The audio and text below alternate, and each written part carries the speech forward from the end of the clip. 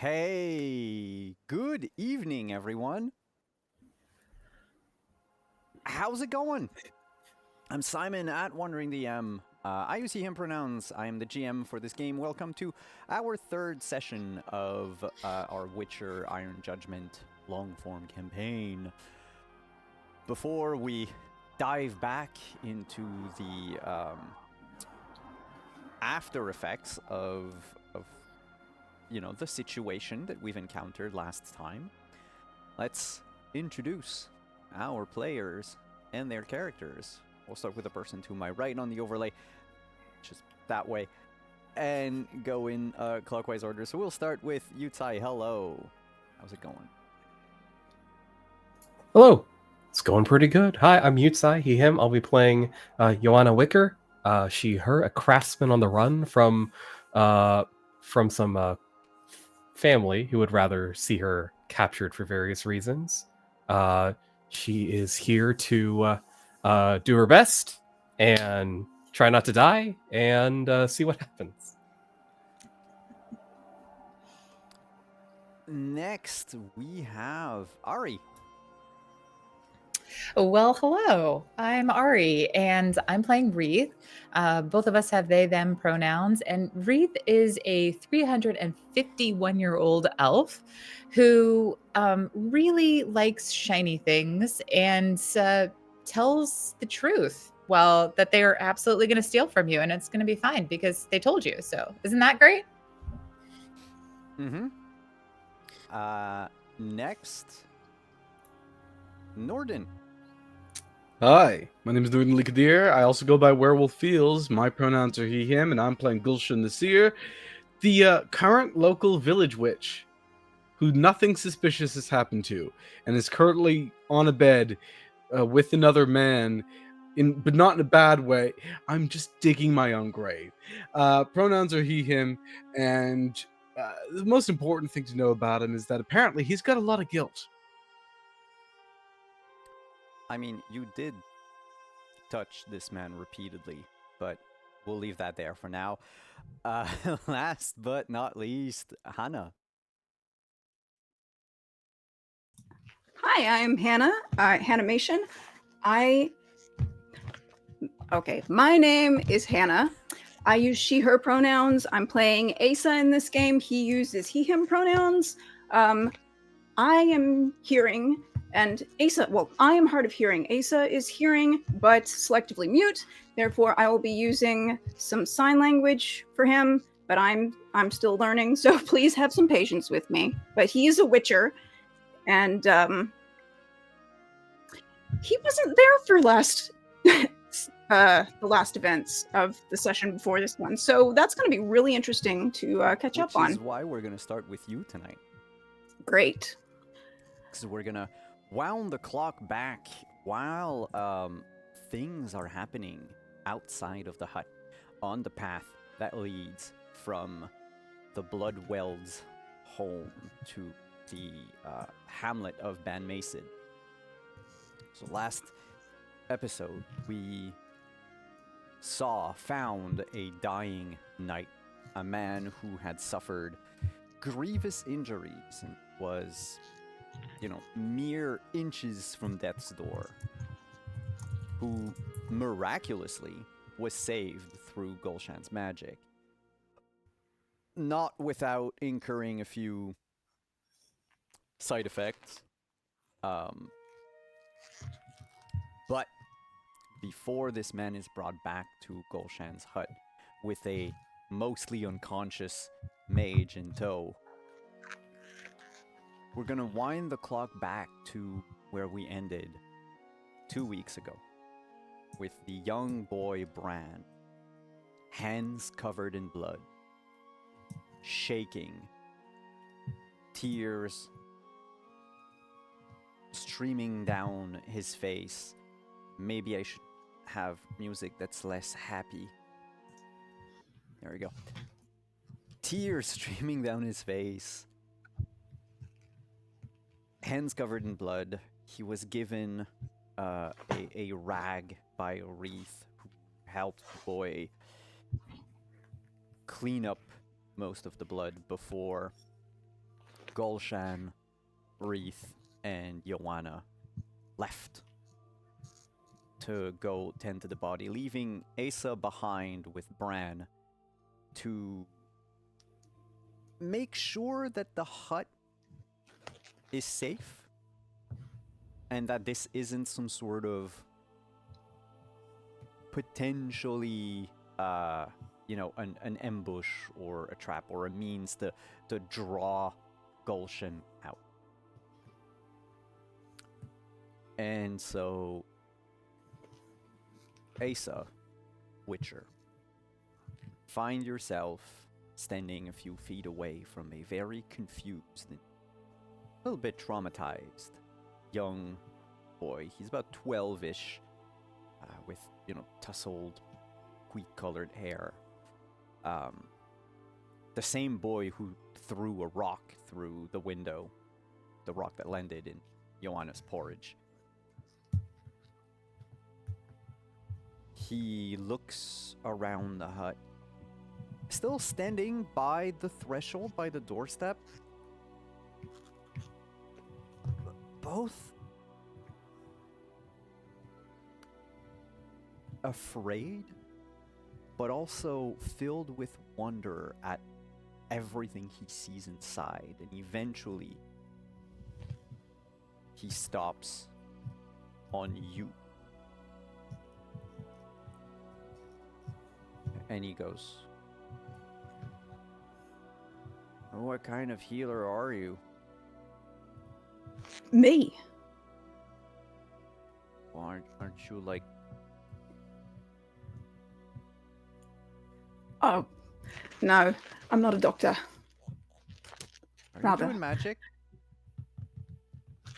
No, Can you understand?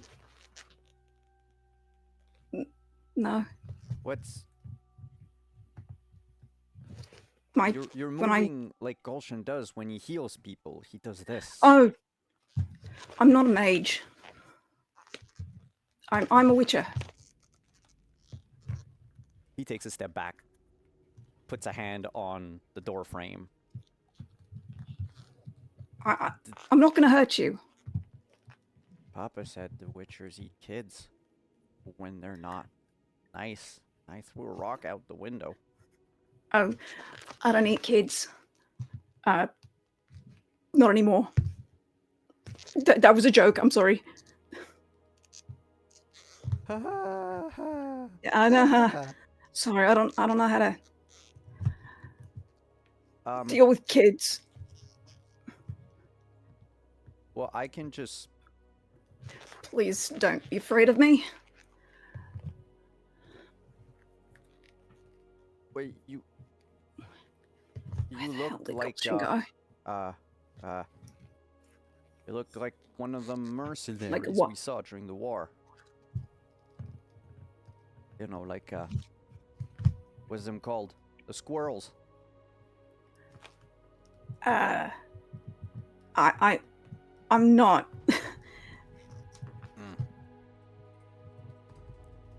I'm not a squirrel. Oh, okay. We had some that stayed at the inn during the war. There was apparently a Witcher in Vergen. It's what my dad told me. I was a baby at the time. I never saw them. Yeah. Your father, where is he? Back in the ville, past the man with the blood. And you see, like, he stops Should for a we moment. go find him? Gulshan said to stay. I don't want to be magicked if I do something wrong. I don't do magic. I'm not a mage. No, but he is, right? He does the thing. Yeah. I don't want him to sew my mouth shut. He's not gonna listen, kid. I don't know anything about Gulshan. I just met him myself. quite honestly, I couldn't tell you anything about him, but I get the feeling that he's not the sewing people's mouths shut type. We could stay here. We'll just stay here until he gets back, and then we can talk to him about it, and then, I don't know Okay. what to do. Oh, I don't know, why was I put on babysitting duty?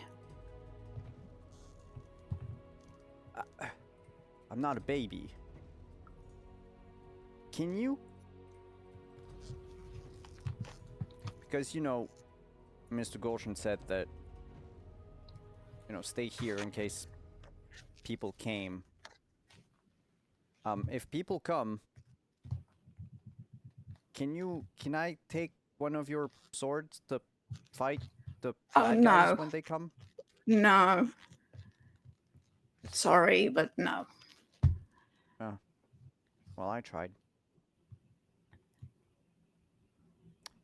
Well, can I sit over there?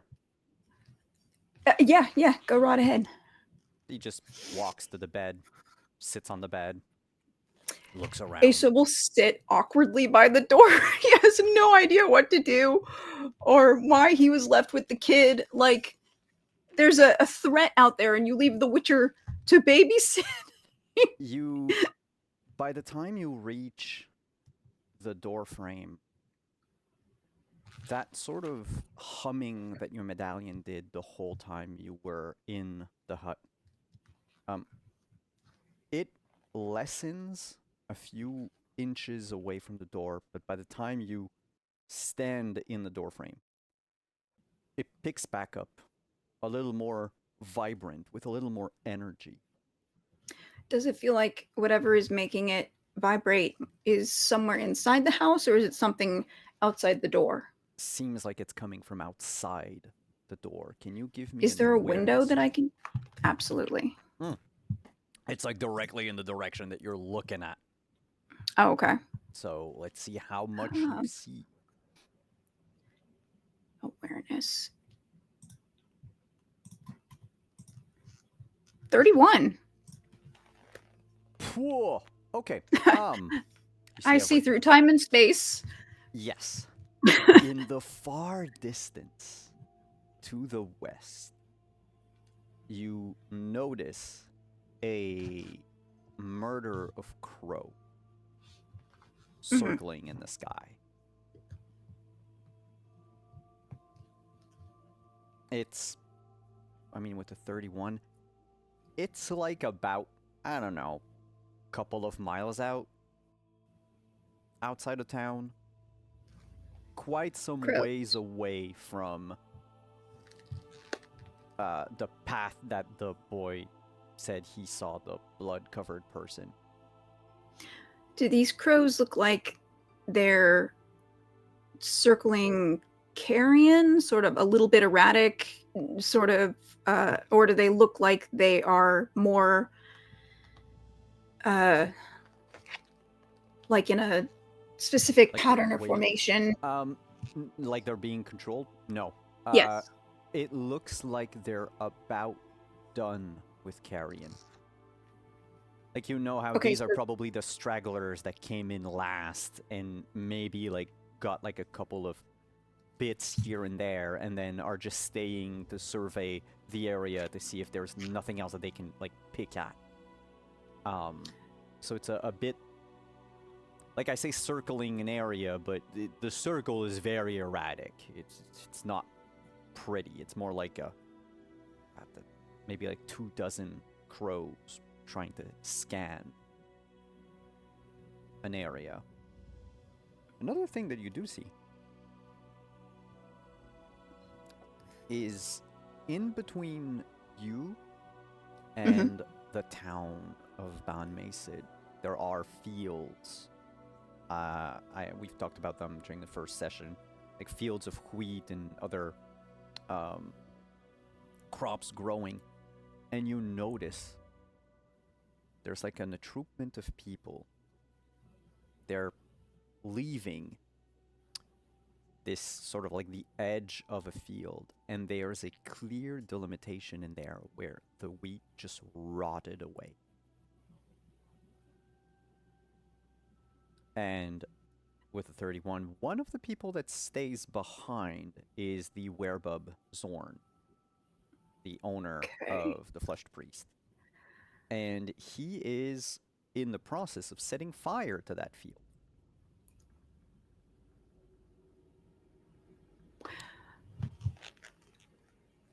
Uh, he for a second he was thinking about telling the kid to stay here, but then, that doesn't seem like the safest bet for leaving the kid by himself when the village might be under attack.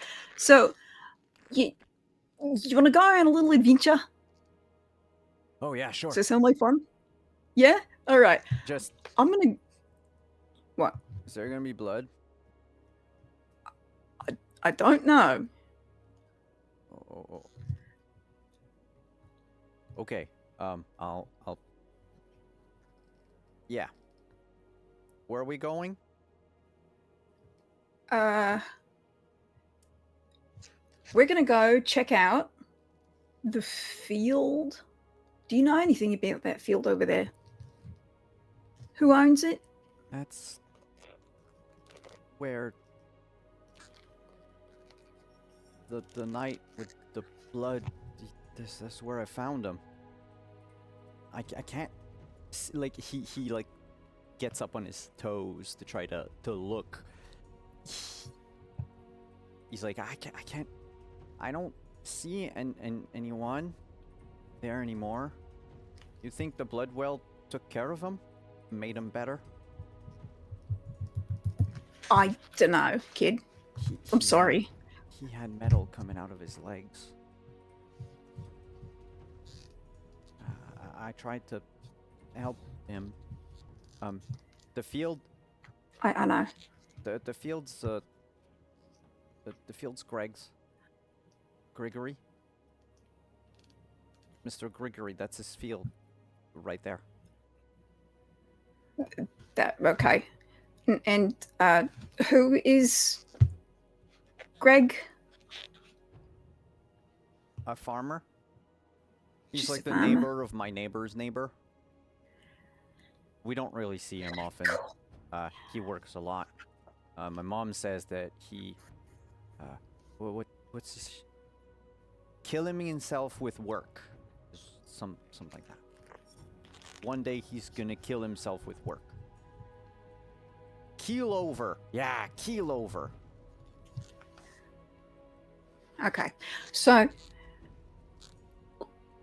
you come with me and we're gonna go to the field and look for something, right? Okay. You sure I can't have like a sword to defend myself? I'm a big boy. I can. They're big swords, but I think I can lift it. No. All right. You just tell me if you saw anything, odd when we get there. All right. He's gonna follow you about like 5 steps behind, his head on a swivel, probably trying to be helpful. But you can feel from him, like you can feel the fear. He wants to go on an adventure because it sounds fun, but the moment you take a few steps down the path, reality hits. And this kid would probably be better off like at home. Mm-hmm. But you do make your way down to the field, where Zorn is starting a like controlled burn. You notice that the area where he is has quite a lot of blood seeped into the ground in one specific spot. Is that spot is there any correlation between that spot and the spot where the grain has all wilted? Yeah, it feels like that is the epicenter of everything. Also, the earth itself is a little bit like fissured, Mm-hmm. cracked in places. And Zorn... How is it? Huh? I just asked, how is it? To Zorn? No, to you. How is You what? said there were fissures in the. You said there Oh, were yeah, fissures yeah, in the like, earth, like the earth. like in the dream. Oh, yeah, kind of, but Okay. not exactly the same. All They're right. not the exact same fissures. And upon approaching closer to the area where everything has been wilted, does my medallion go off again? Oh yeah. Oh Okay. yeah. The closer you get, the more it vibrates.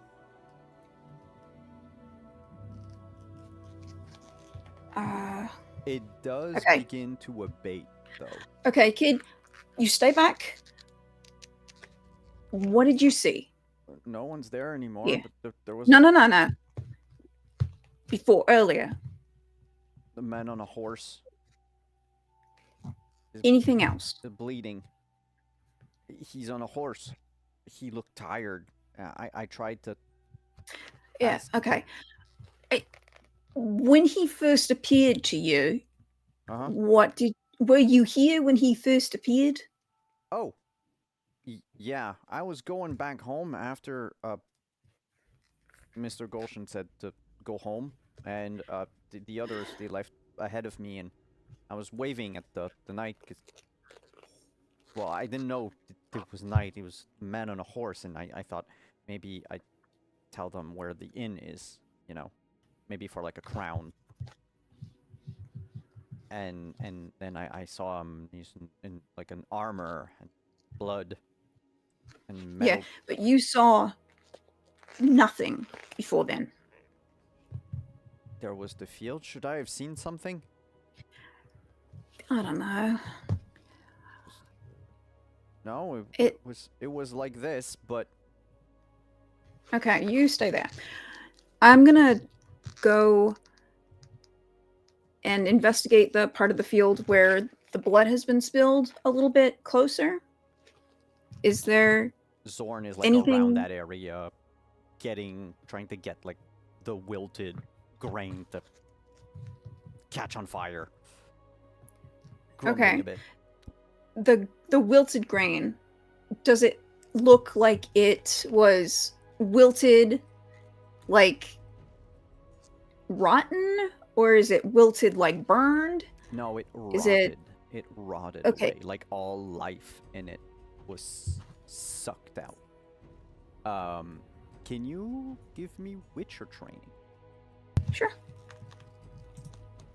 And we'll keep your 31 awareness for a second. You do notice, to corroborate, with the kid's story, there are like hoof prints in the ground, and also a lot of like footprints of people that were around this horse. Seems like someone knelt down at some point.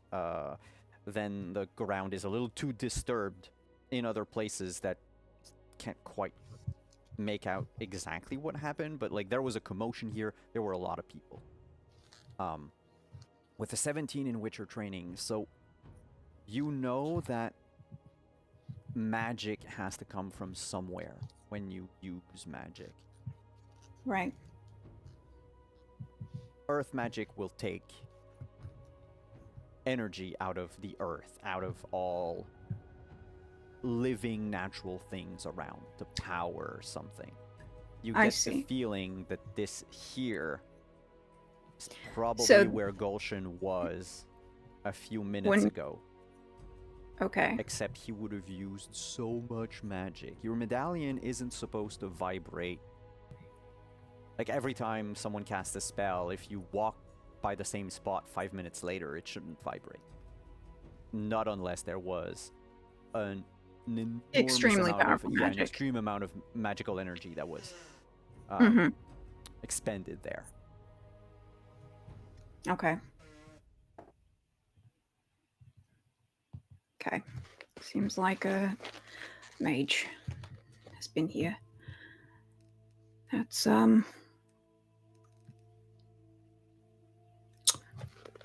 Okay. Well. Hey, kid, Huh? what's He'll point to where the crows are circling. Is that a different place where the crows are circling? Or is it over Zorn this will place actually here? answer you as he's sort of in the vicinity and overhears you and goes, "That's the part way to Vergen. The fields over there, they keep going for a while, and a couple of farms. Vergen's about 20 miles out there. We wouldn't see the crows over the ruins of Vergen." So that's not unusual? Oh, aye, it's unusual. Just...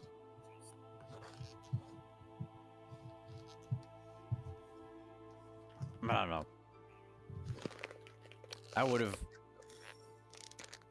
Well, after what happened here, I don't know what I should expect. But... Yeah, aside from farms, there was nothing much over there. Woods. Woodland. There's a creek. I mean, crows are common, just... judging by what happened this night, I get the feeling that Just some of his woods? pals are probably over there.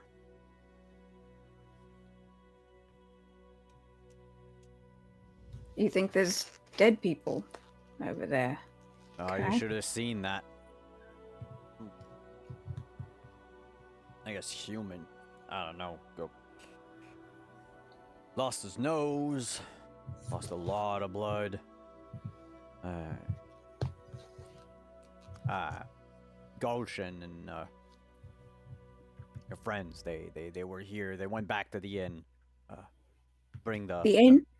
Yeah, they're bringing the man to the flush priest. He's gonna Okay, get thank some you. rest.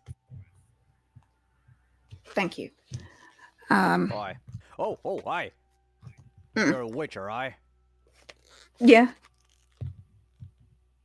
You one of them witchers that can do magic fire? Yeah. I need this part burnt. No matter what I do, it just doesn't work. We need to erase traces of... the prefect come in. I don't want them to know we're housing a mage.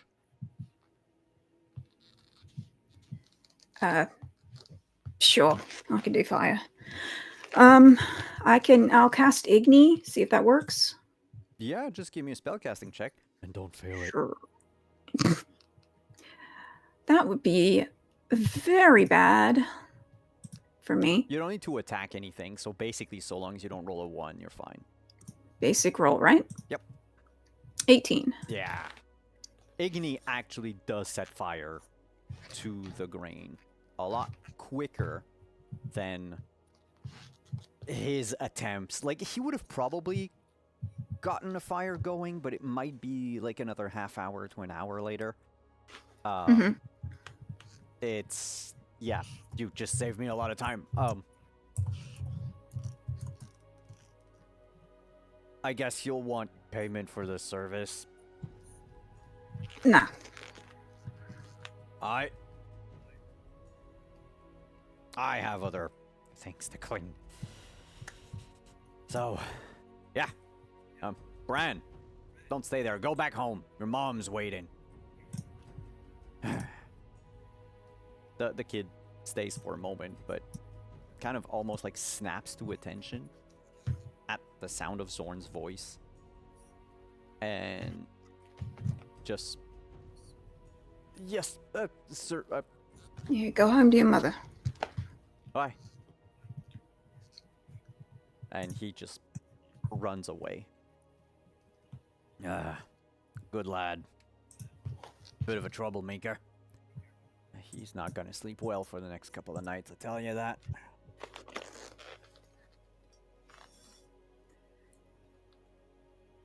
All right, well, I should go meet up with... Oh yeah, No. don't keep me waiting. I'm gonna keep an eye on the fire. He'll head to the inn, since that's where he was told everybody is going to be. only to be told by the time you get there that everybody changed their fucking mind and decided to go back to Gulshan's place. Damn it. Okay. Which explains why everyone got back to Gulshan and you weren't there last week. I was investigating y'all's mess. I am sorry. I highly doubt that will be the first time. And thus one? we find ourselves caught up with the events of last session. Asa, you walk back to Gulshan's place. You cross path with a man on the way there, who's trying to load, like, I guess it would be like 5 different backpacks onto a mule. The man, I won't go into the whole spiel from last time. I don't need to describe him. It's Steve Buscemi. That's Right? Imagine Steve Buscemi as a poor medieval peddler. Sure. Waves at you. You walk by. Oh, don't mind me. I'm doing my wasn't. job. Sure. Gonna keep walking. Inside the hut? I mean, do you knock? Do you just open the door and walk in? Just open the door. Alright. So inside the hut are your 3 friends. And also a very, very badly injured man. Human in Gulshan's bed. The first thing that strikes you is the fact that he's missing a nose and just has a bunch of bandages stuffed into the hole and around to keep it in place. And I believe, Gulshan, you were like a few minutes from waking up, or you... Yeah, because you bought the potion a little bit before all of your stamina came back, then Wreath woke you up. And this is the moment that Asa enters the hut. Oh, you're back. Asa. His nose. I don't know. I did not see it on the ground or anywhere around there. We didn't do that, to be clear. Of course we didn't. And Gulshan, is he? An idiot, but I think he's alive. Alive, yes. Yeah, I am saw alive. the field. By the way. Well, magic takes its toll. Oh, does it? Is this a fact we are now recognizing in its absolute, or are we continuing to assume we are beyond the reach of magic? So you would prefer I let this man die? Yes. I was impressed, Gulshan, personally. Ugh. Can someone help me up? He's lying on the bed. He's still barefoot. Come His on. feet are grass stained. I'll reach out an arm and help you to your feet. Okay. Wreath goes to sit on the spot on the bed where you were, because I assume it was warm. I assume it's still warm, so they just go Yeah. and sit there.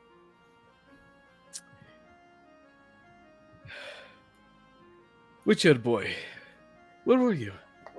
That's me. I just said I was out. I was out seeing what you'd done. Why? Oh, where's the tiny human? Ran. He left to his mum. He's gone. Good. This man was nigh on death. I know he still looks it, but he was nigh on death.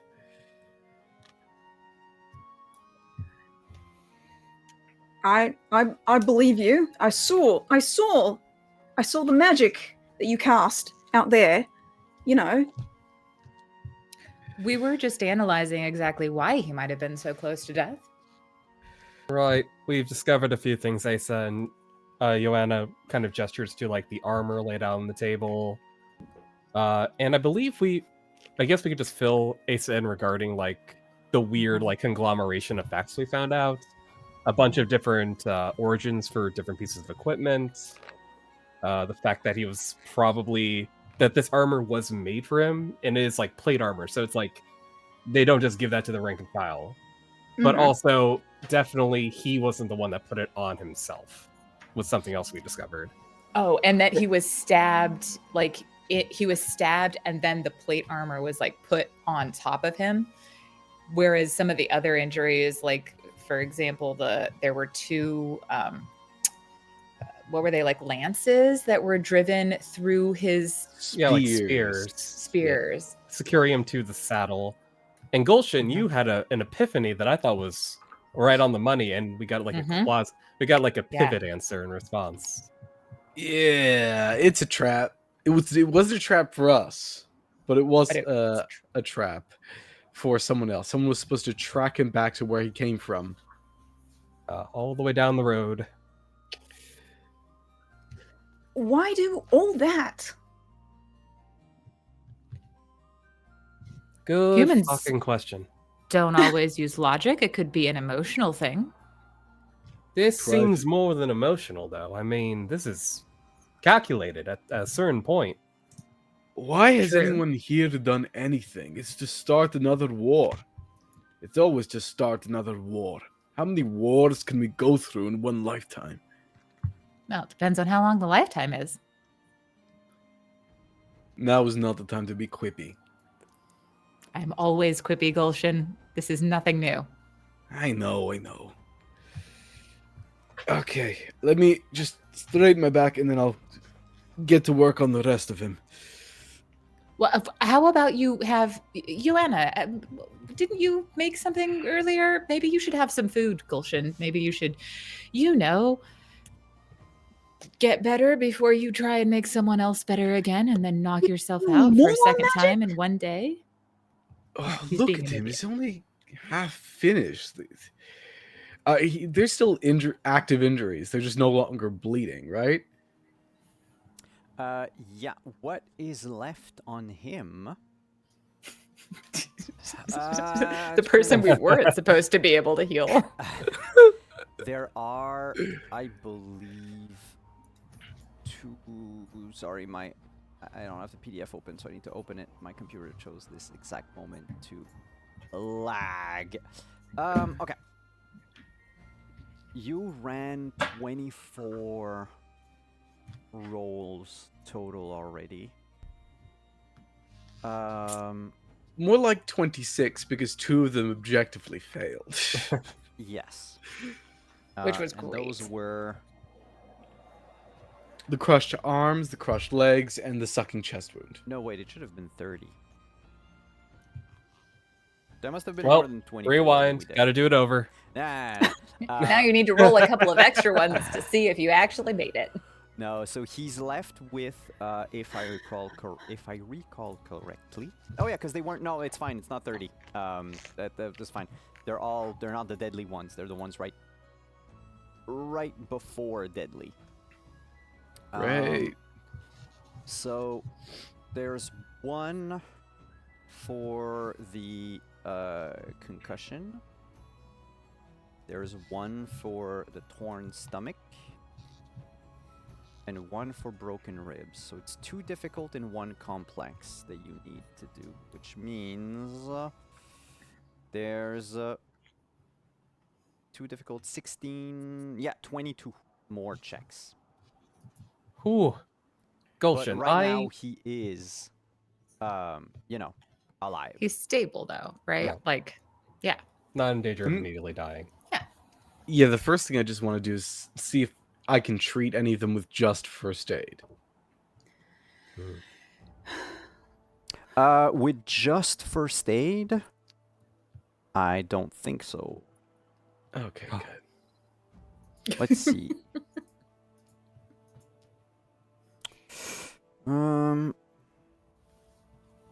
You can stabilize them, yes. You can stabilize them, but you cannot remove them. You cannot treat them without magic. I will stabilize them. All right. So first aid would be, in this case, I need 2 rolls at DC 16 and 1 roll at DC 14. Am I still quieter, chat? Just in case. Well, that's a one no failed. on the first one. I will, before you roll the other ones, or actually, no, roll them all and we'll choose. I'll let you pick and choose which ones. All right, 12, 16. Okay. I will give you the 3 criticals, if you will, that are left active on this person. Mm-hmm. Oh, by the way, if you spend a point of luck, that 13 can turn into a 14. You can actually get one of the complex ones also solved. You know what? You're right. My luck is... All of your luck came back because it's a new session. Yeah, all of my luck came back, so I'm going to spend the 1 point of luck I have. Okay. So why not? the broken ribs are treated. That's the one at 14. The 2 ones at 16, you get to choose which one you want to fix. Torn stomach. Good. Can I give an RP reason for maybe why that roll might have been missed? Sure. I don't think Wreath moves off of the bed because they don't think he should be fixing this guy right now. So they are absolutely in the way. It's just fully in Just the way. fully in the way. Fully in the way. Then the concussion is the one that doesn't get solved. Yeah, stabilized. Nope. Gulshan, I think he's not going anywhere. Maybe you take a bit of downtime to rest up. Get your stamina back. I just had to... But for someone who knows stabilize. quite a bit, you keep doing things. Take a seat. Because he get some food knows. in ya. But he's stupid. I am not planning on using more magic until I've rested. I just needed to make sure he was mostly stabilized so it doesn't get worse. May I have your oath on that? Oath on what? You're That in you my are- house. I know, but I just would like you to maybe take care of yourself for a change. Is this a magic oath? Because we shouldn't if it's magic. I want his word. I simply want your word. You said you would do this. Are you giving your word, or are you prepared to let it go the moment you think you no longer should be upheld to it? Oh, so I cannot fix this man any further. I cannot help you because breaking your curse will probably require magic. Until you have at least given yourself some rest and food, yes, I would argue you should take care of yourself first. Fine, then get him off my bed. Excellent. And with that, Wreath will jump We're gonna up. reopen 3 wounds. Uh-huh. Yeah, I clear the gigantic table with the bucket underneath it. Okay. And then what? We'll move him to the table, the operating table. That's doubles as a dining table. And it's just a general purpose table. The table. Remind me not to eat anything directly off of that table. I clean it. with Sure. vinegar. Yeah, with water. You know the water that comes through the roof? That I need to know. I seem to recall last time you needed the help of Greg to move the body. So I was unconscious last time. This time I'm here to help. what's your physique base? My base physique Yeah. is 9. I'm also here still. Yeah, I mean, Joanna, you would have been the other party, of course. So yeah, no, you're fine. You can lift him up safely, bring him to onto the table. All right, everyone's happy. No one's stressed. No one's passing out again. Wreath, you want to show that bottle we got from the guy we tipped over yet? Had a hard time identifying what was inside it. Right. Oh, yes. So I forget his name. Hang on.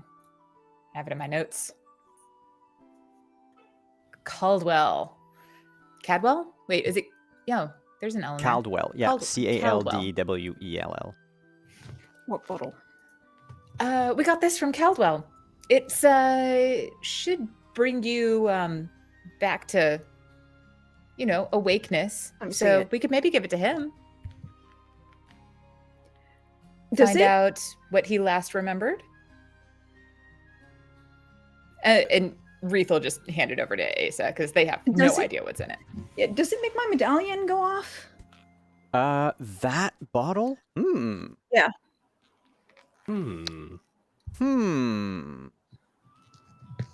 Does regular alchemy? No, it doesn't. Ooh.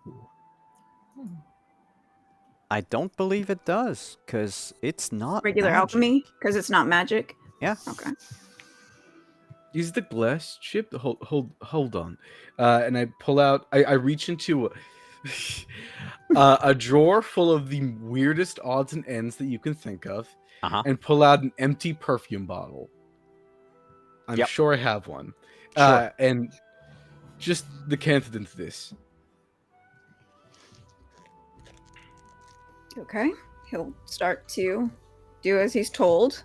It's a little strange, but sure. Just so it doesn't spill everywhere. He's doing as he's told. What? Once I get, can I take the chipped bottle? Yeah. Just dab my finger and do the scientific method of. Oh my god. Of tasting it? Tasting Yeah. it. Just a fingertips worth. Wait. That's a.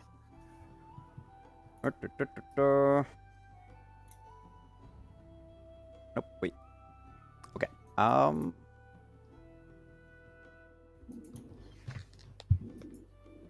He's a mage. They do stupid shit, okay? No, I know. It's just I'm trying to No, figure I'm not out arguing exactly that fact. what is the taste of it.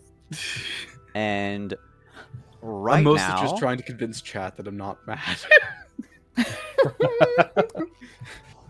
okay, it's got a weird taste. Do you know allspice? Yes. Okay. The first taste, the first flavor that comes in is like allspice. But there's like a tiny aftertaste that doesn't really trigger like a taste in your mouth, but it flags something in like the olfactory receptors of your brain. And for some reason, as much as this tastes like allspice, it also smells like urine? Ugh. But the potion itself doesn't? It's like there's like a faint trace of something in there that has some sort of like mix of ammonia or was like distilled. There's a lot of things you can distill from pee. And that was probably one of those like ingredients, but it's in like a minute quantity, so much so that it's rather hard to pinpoint. You really had to go like. Let me just sit with this for a while. Can I roll a reverse engineer? Yeah.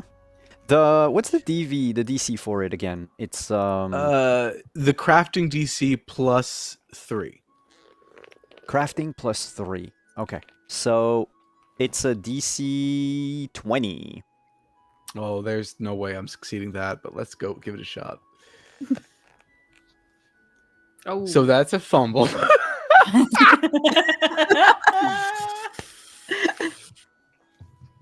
You don't know how it was made, but you are fairly certain that actual pee was not part of the ingredients.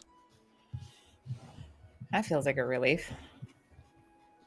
That's what you get out of fumbling the check. So Has Take that taste. how truthful am I? Did I just consume urine? What happened Yes. today? Yes, you did. Okay.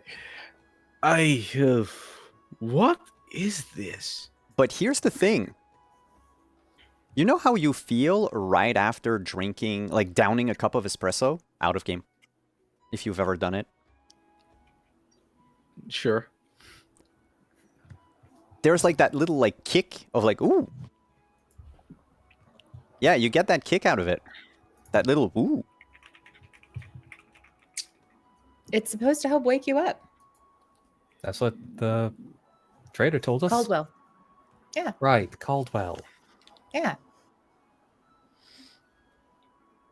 I know.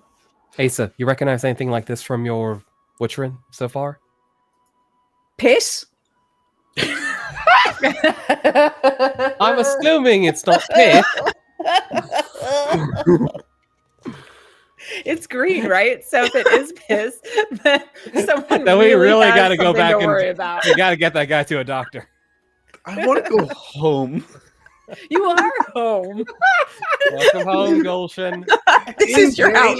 Out of game. I'm at home. I would like to smell it and see if I can figure out if it smells like anything that I've used in my alchemy previously. Oh boy. Okay, wait. I need to go to the witch or potion page. Give me just a second. Make your roll anyway. Make your alchemy roll, and It's I'll. gonna I'll... be piss again, isn't it? I have no. just start I'm not very good at alchemy, If so it let's see. If Asa also fumbles, Sure. Nine. This, Okay. this entire game tonight is the author's barely disguised fetish, which is not, by the way. It's not. Yeah, with a 9, that's not a fumble, but it still is not a whole lot. Let's see. Do you have any potions that would? Yeah, no, it doesn't taste like anything you've ever tasted. Oh, I didn't taste it. I smelled it. I'm Oh, not you smelled tasting it. that. It doesn't smell. It smells of allspice. That's for Okay. sure. And That's not there super might helpful. be a little to your Witcher nose. Let's see. With a 9. Wait, is it Caleb? Oh, it's Caleb. Ah. Just a wee bit. I'm gonna give you the choice, Hannah. Okay. Number 1 or number 2? Let's go with number 1. Let's keep it on trend. There's a faint stinging of fiend dung. Oh. Well, that's unpleasant. Okay. I don't know what this is. I have no idea. Sorry. Well, we got it on good Free word that will. it's supposed to be helpful. So How Reef did will you hand get- it to Joanna and be like, "Do you want to smell and or taste or Don't touch taste it. or?" out of character, I think I failed my first attempt to identify this. So I'll take a redo if I get one, but if not, that's okay too. Was it a crafting roll? Oh yeah, it was an alchemy roll that you Yeah, I rolled it. Yeah, I didn't. completely Okay. failed. Yeah. Okay. I can let you re-roll it. Okay. You're gonna have to have a taste. But that means the fact that you're gonna have a taste, that the potion itself, whether you succeed or fail, will not be as strong the next time someone downs it, because there's like part of it will have. We spent so much time identifying this is gonna be gone by the time it's like, you know what, it's a healing potion and it's just You not there guys, anymore. This was so expensive. It was 60 and a door hinge. A It was very a very nice door expensive. hinge. It was a very nice door. It was very polished. Let's just go all around the circle and take another sip. It's Let's piss. not give it. Let's see. Like, I would rather keep its full effectiveness if we feel like we trust it, but I guess in game, most of us agree it might have Do some kind you of effect. trust? Does you want to trust it? That's the Joanna question. trust that it? matters. Oh, Wreath trusts it, but they won't drink it. They trust it for other people. I mean, it was bought with good money, assuming the Mhm. trader isn't full of shit. Well, and Wreath's traded with him before. Wreath, do you trust this guy? Or do you think he sold Well. us a bottle of piss? Simon, has Wreath ever had an experience with Caldwell where he has sold them a lie? Or a forgery or a fake or something?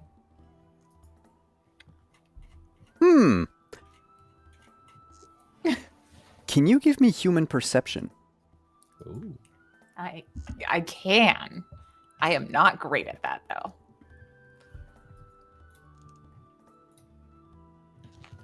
Ooh. Well, bad news.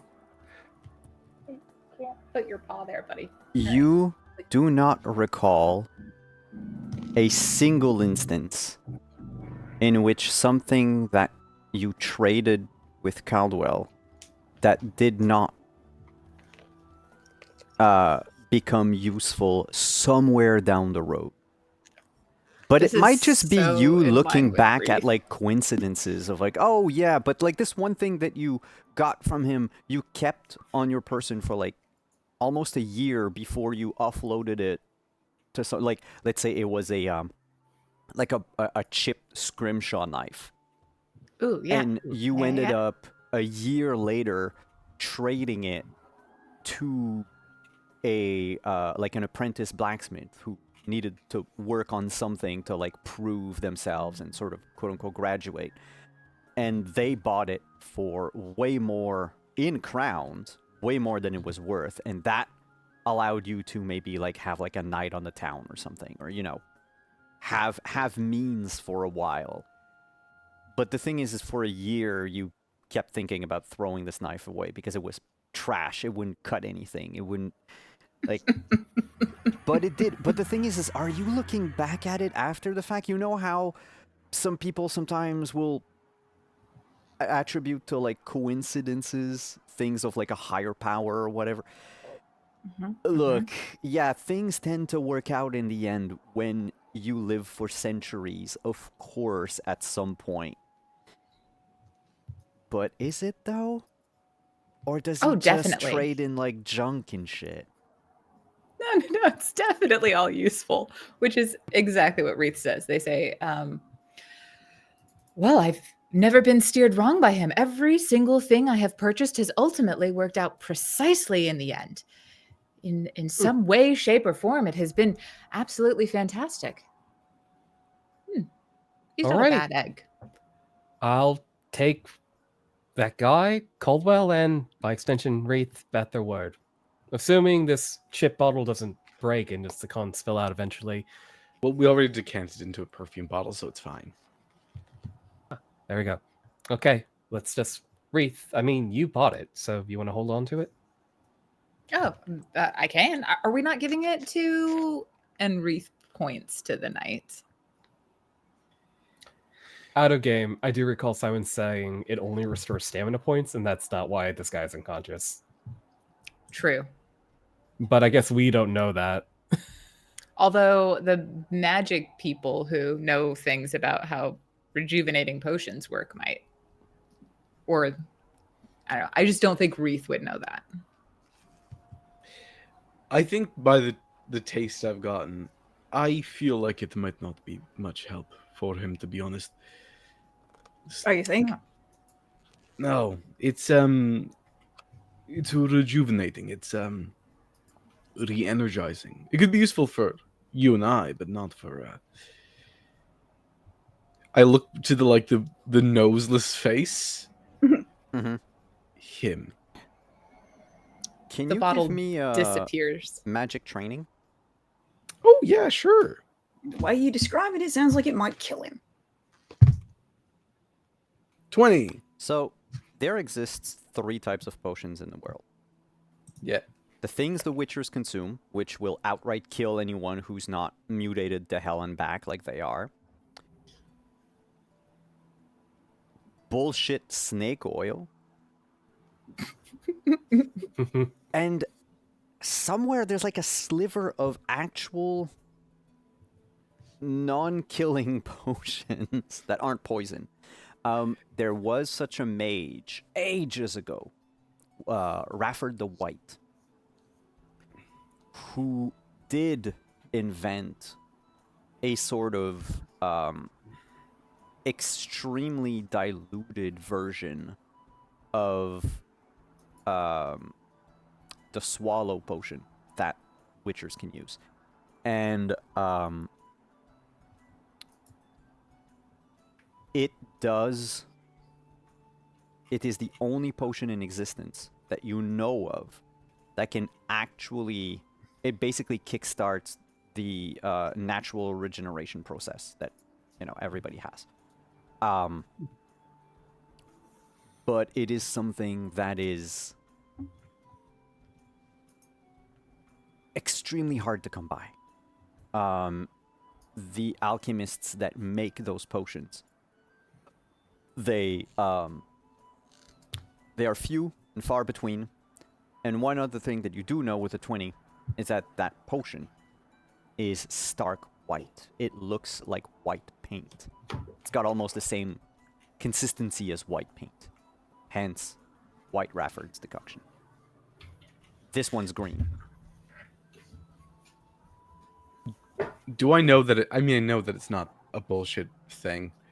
No, in this case, it's just, it's not snake oil because you would probably have picked up on it if it were. Yeah. It's something that you've never encountered before. I don't think it'll kill him, but at the same time, I don't really want to risk it, Okay, so here's the question. We should probably stop standing around the unconscious man. He might think we're a coven if he wakes up, Wreath goes to sit back on the foot of the corner of the bed that they have habitually sat on. We share a dream. Well, kind of. A sort of sphere of dreams. We should cross-reference them to figure out why and what for. Right? Cross-reference against each other? Yes. I mean, what's there to compare? We all had a crazy dream. Apparently sent back sometime in the future days. Sure. But we all saw slightly different things. I did not bleed. Oh. I bled profusely, and it seeped into the plateau. Right, same here. Simon, was I bleeding or was I just covered in blood? I don't remember. You were. I have your rolls here. 4.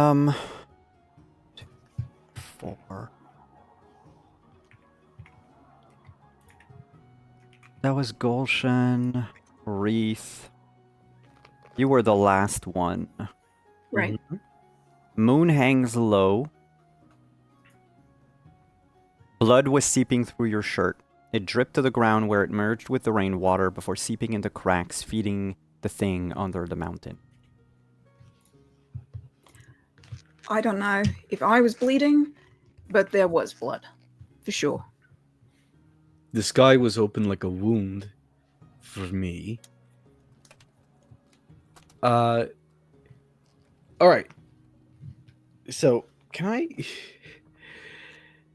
just get them to tell me their dreams and start cross-comparing them with mine and see what common threads pop out? Like, can I Sure. maybe do a sort of deduction sort of roll kind of thing? Well, since I got a BRB very quickly, if y'all want to actually roleplay the scene out, Yeah. and I'll be right back. Okay. And I'll have you make the check after. I mean, well, I was standing there on the plateau. Again, nobody around. Oh, and there were these huge stones just all the way around me, and each of them had the writing on them. The one that I told you about, the one that I brought the worms with. And Wreath will point to wherever the worms had ended up in the The elder house. speech. Huh? Elder speech. Oh yes, and well, when I wrote it down, yes, it was it's elder speech. Well, some of it is, some of it I didn't really understand, but the parts that I could, definitely elder speech. And let's see, there was the blood. The blood was seeping through me. Oh, the blood was mixing with rainwater into the plateau, and then it seeped into these little tiny cracks in the plateau. And I think there was a moon high overhead, but the sky was empty. Honestly, Gulshan, the weirdest part was that nobody else was there. None of them, not even Cassandra. Cassandra? Who's Cassandra? Oh! Because it was forced in your mind. It wasn't your normal dream. Well, that was a relief. I don't know. It was also a little lonely, you know? Oh, and an intense feeling of warmth and then dread. I think it was dread. It was very Warmth. uncomfortable. I was cold. I can't remember. I can't remember either.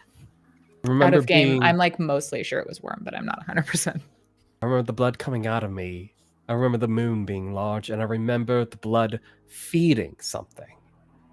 That's what yes. that's what I recall. It was also, there was something in the plateau that it was feeding. I had that too. I had So, the same thing, except the moon was low, like it was for you, Jana, and the rain was coming down, and I was covered in blood, and it was all seeping down into the cracks. But I had this feeling that it was some sort of monster that I was supposed to be hunting. I don't know. Maybe Oh, that your blood was feeding the monster? Or that the plateau was the monster? I think the monster was underneath, It would have Did to you- be, yes. and it was feeding on the blood. Did you see any elder speech? No, I didn't. I can't remember. What about stones? Did you have stones around? No. Stones.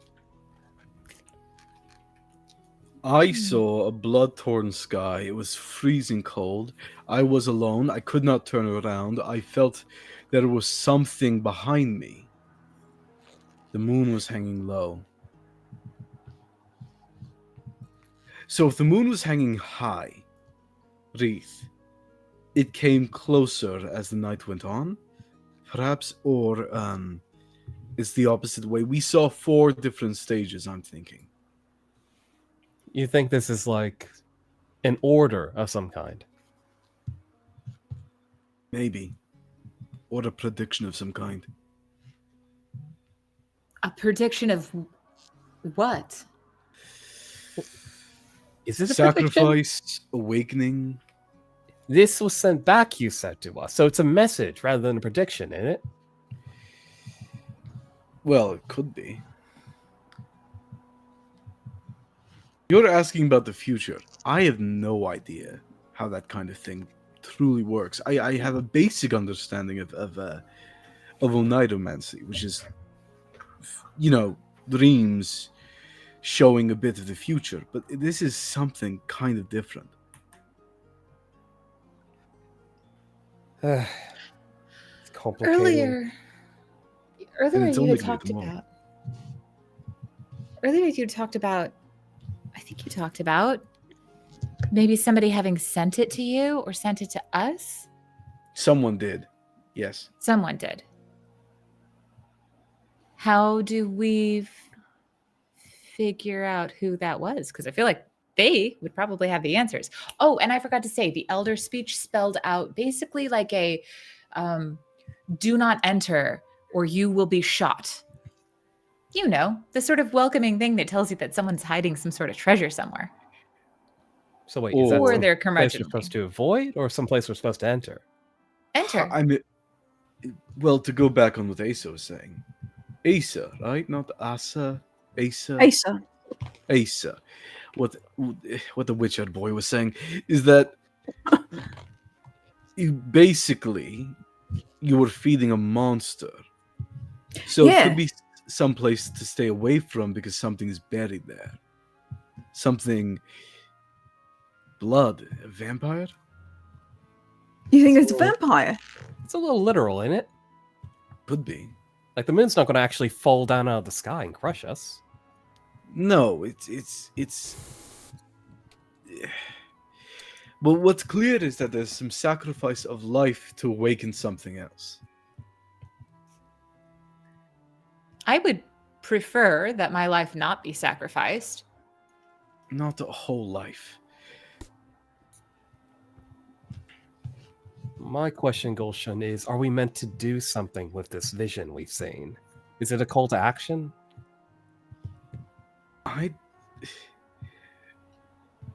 You think all this is to awaken something? Maybe. I think so, yes. Or that something will be awakened and we're being warned to stop it. Or something must be awakened and we must be the ones to do it. Or we awaken something regardless of if the future is fixed. Well, now we're talking about destiny.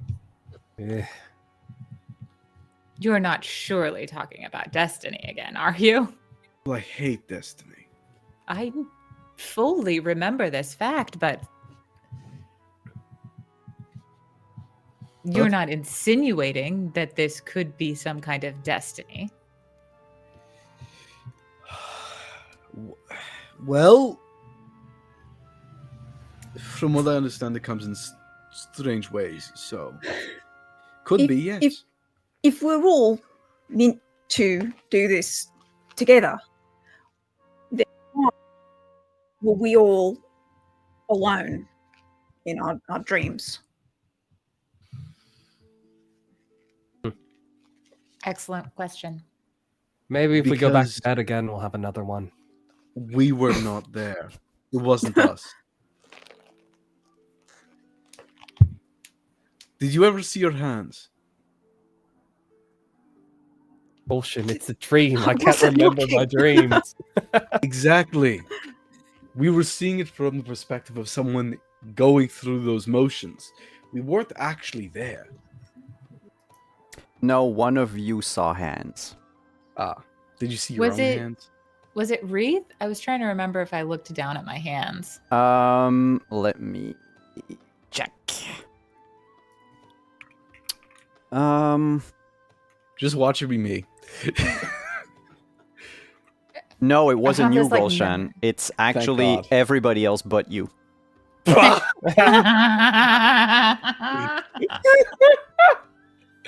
And I hands. mean, so technically, Wreath saw their hand holding, like clutching their stomach, right? Oh, The that's other right. two, And it I came did over not the blood. describe it exactly the same, but when you look down, I mean, you look down at your own body. Hmm. Your hands don't might know. have or not been in the frame, I don't know, but I saw my hands because I was definitely holding my bleeding stomach. So We could self-insertion, maybe. Did you just say self-insertion? Yes. I need you to clarify that more because my brain went to something else. What else would you go to? What are you talking about?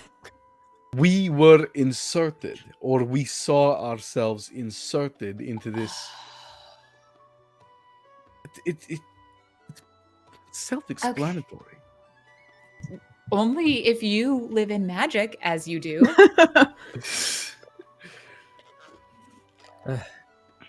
Gulshan, Could it be? go ahead, Bree. I'm sorry, Joanna. Go ahead. Are you sure? Yes. Because all I'm going to be is frustrated because it's a dream. We don't know how much of it is pertaining to whatever it is it's trying to do. Like, we didn't get a handout. There was no, like, writings. No one's come to say, hey, this is what this means. I think there may be a main point. The main point is it was something sent to us, right? So I guess we're just trying to figure out what it was. Do you have a dream wizard on call?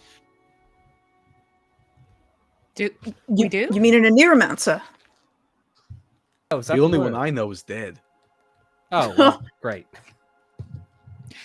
Is there one that lives nearby, maybe, or In the north,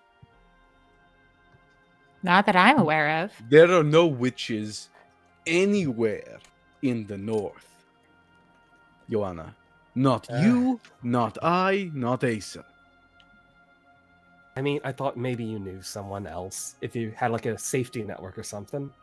If I knew someone, I'd probably be dead by now. You know, You don't know any other mages. Well, I know quite a lot, I just don't know where they are. but Joanna makes a good point. We need to talk to somebody who might be able to tell us how this could have happened and perhaps aim us in the right direction. But we don't have anything else to go on.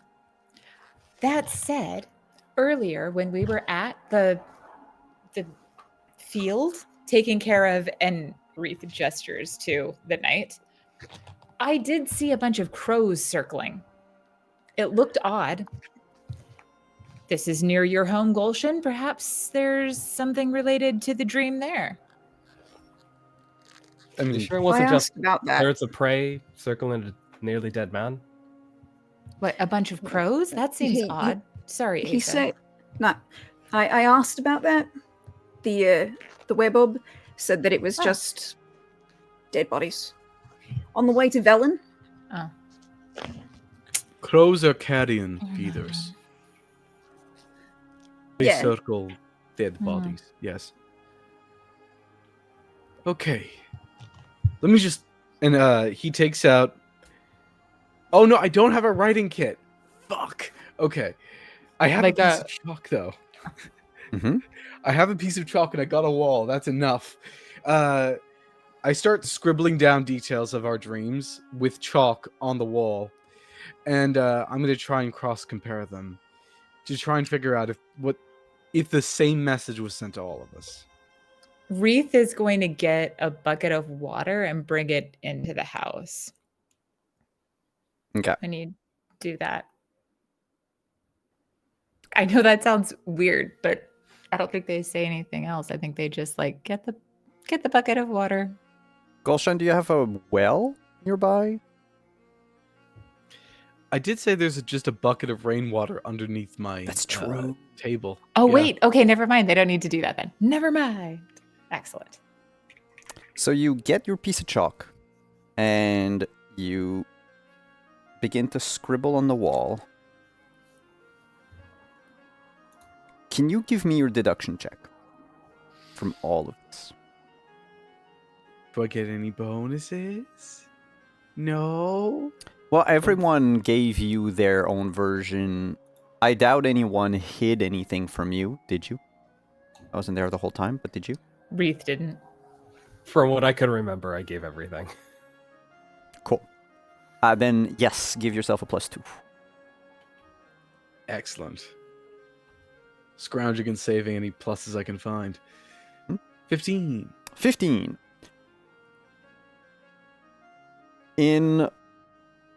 So there are no common threads to the four of you, precisely. Yeah. But there are some that are common to some of you, and then that have sort of links to like others. For instance, you, Gulshan, and I just need to Wreath. What was it again? It was Joanna, and then it was Asa. Joanna and Gulshan. You recall your... it was cold in your dream, Mm-hmm. correct? The two of you. Yes.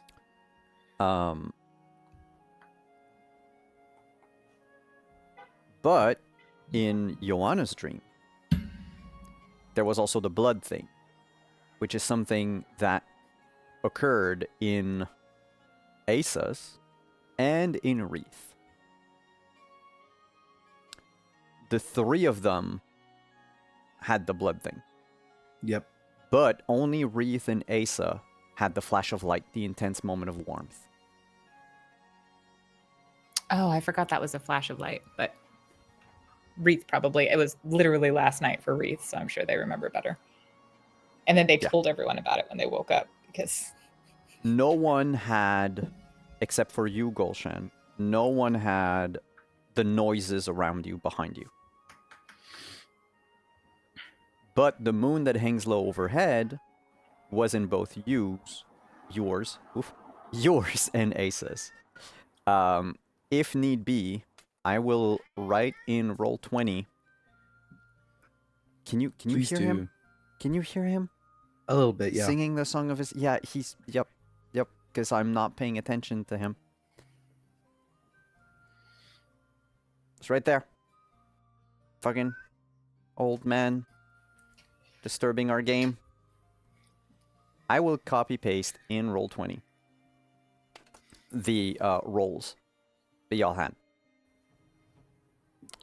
If you Okay. want to just see very quickly who had what, like who has. So basically, if the same number is repeated, Mm-hmm. then it means that those two characters had the same vision.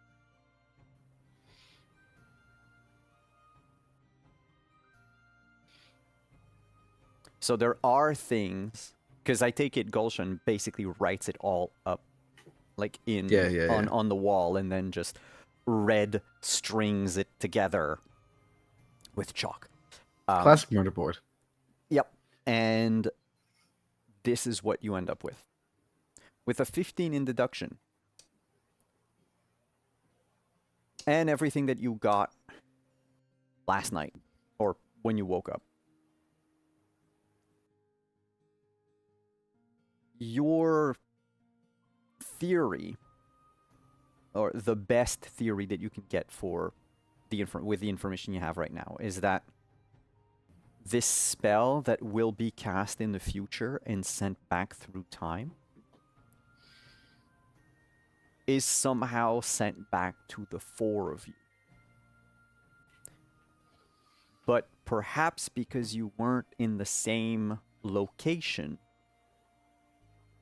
the signal, if you will, got sort of scrambled and lost.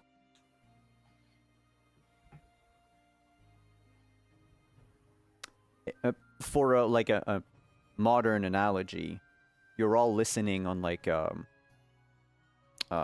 ham radio, but some of you are maybe at the edge of the range of the broadcaster, so the message basically craps out from time to time. Each one of you would have gotten the same message were you in the ideal location and time that this spell was meant for.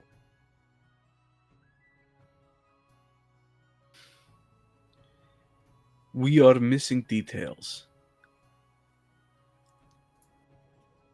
We each have a part of a picture, but together they don't make a whole thing. They make most of an image. But I think what I said was right. It's a step-by-step process.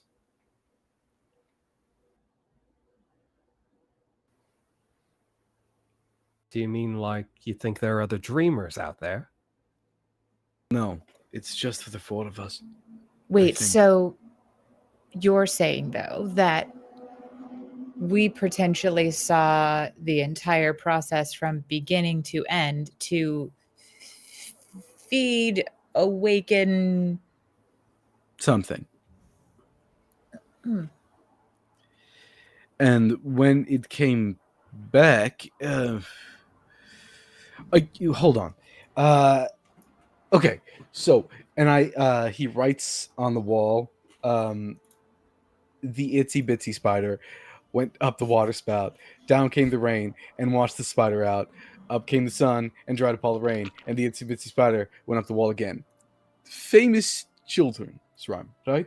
So Asa, you got these two lines up at the top, and I got these two lines in the bottom, and Rith, you got something around here, and Joanna something around here, and these lines, and he wipes them away, were lost in the transmission. But if we were together, we would have gotten the whole thing. Right now we have itsy bitsy spiders and walls, And then apparently the spider climbs up the spout again. We don't know how, though. We're missing bits. I whisper to Asa, should have got Gulshan a riding kit. That would have made a good gift.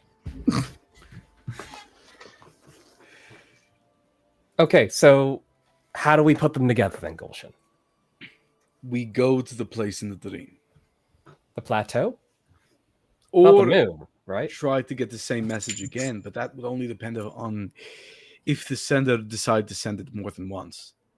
Do we do it after that guy wakes up? Pointing to Night on the Table. What is up with him? Why would someone send him here for us? Well, not us, but probably Zorn to track him back, or the prefect. You can tell he's completely. It's like what we just talked about has compartmentalized into a different part of his brain, and now it's the other part of his brain that was focused on this guy that's now speaking up. It's. Was it supposed to distract someone? Was it supposed to? Oh. Wait. What if the rest of his regiment are the corpses? Well, I hope not. Worth checking out. Especially with the prefects coming into... honestly, I am very worried about that. Specifically about you and that. Me? Yes. But you think this entire village is going to keep quiet about what you do? You think they're not going to know the minute they walk into this room and see upon the table a man who, by all rights, should be dead? Why did you bring him here, by the way? I mean, you've spent so much of your effort just keeping the guy alive. I didn't want him to wander off or someone to make a poor decision when we were all away. Fair, but if he would have been a lot easier to just shove it in. That was the original plan. Please don't tell me you brought him all the way to the inn and then brought him here. All right, then. I will not say that.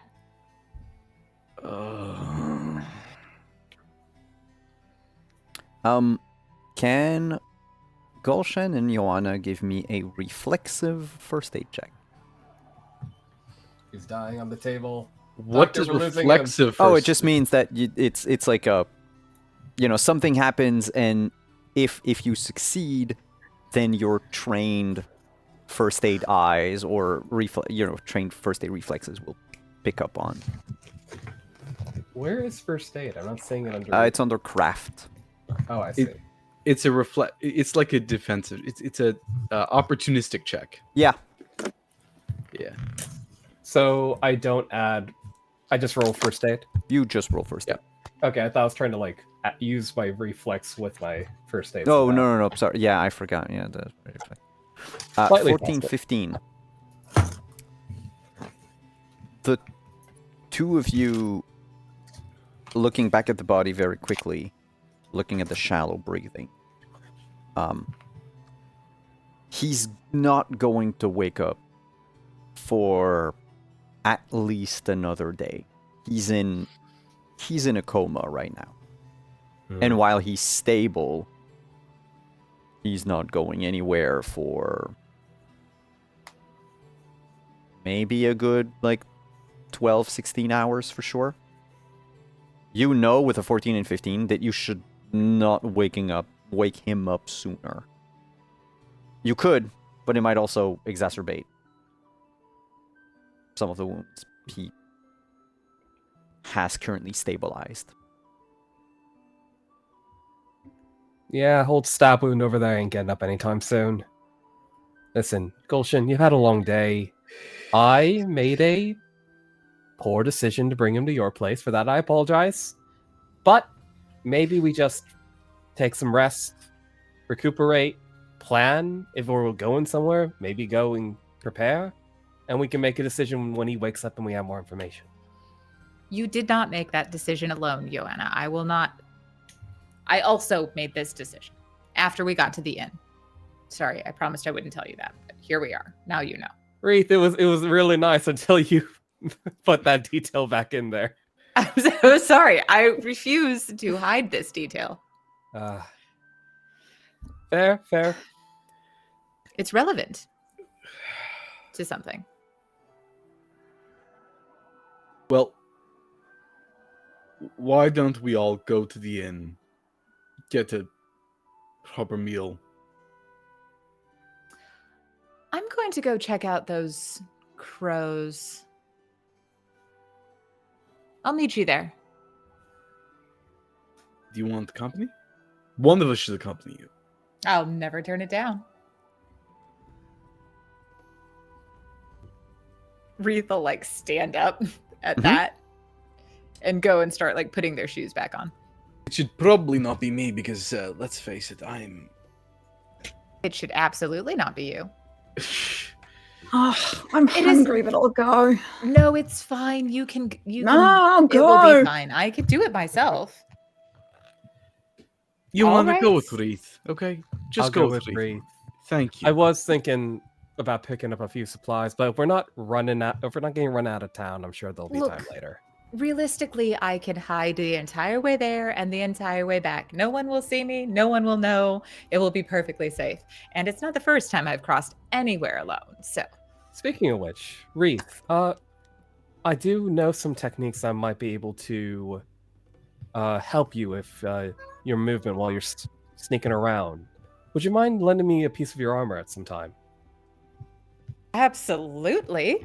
I mean, no, I would not mind. I would be very delighted to lend you my armor at any time you wish. After this, perhaps. Yes. And I'm the one saying innuendo.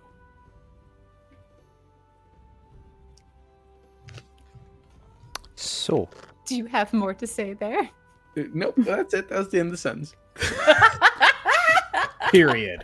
as the party splits and the Witcher and the Mage go to enjoy a warm meal at the Fleshed Priest, the Craftsman and the Criminal, the C's of the team are going to go investigate. CT. Ooh. We're the C But team. with C team. But we'll see the results of the C team after this short break. Grab yourself something to drink, something to eat, stretch, and we'll be back in a couple of minutes. See ya.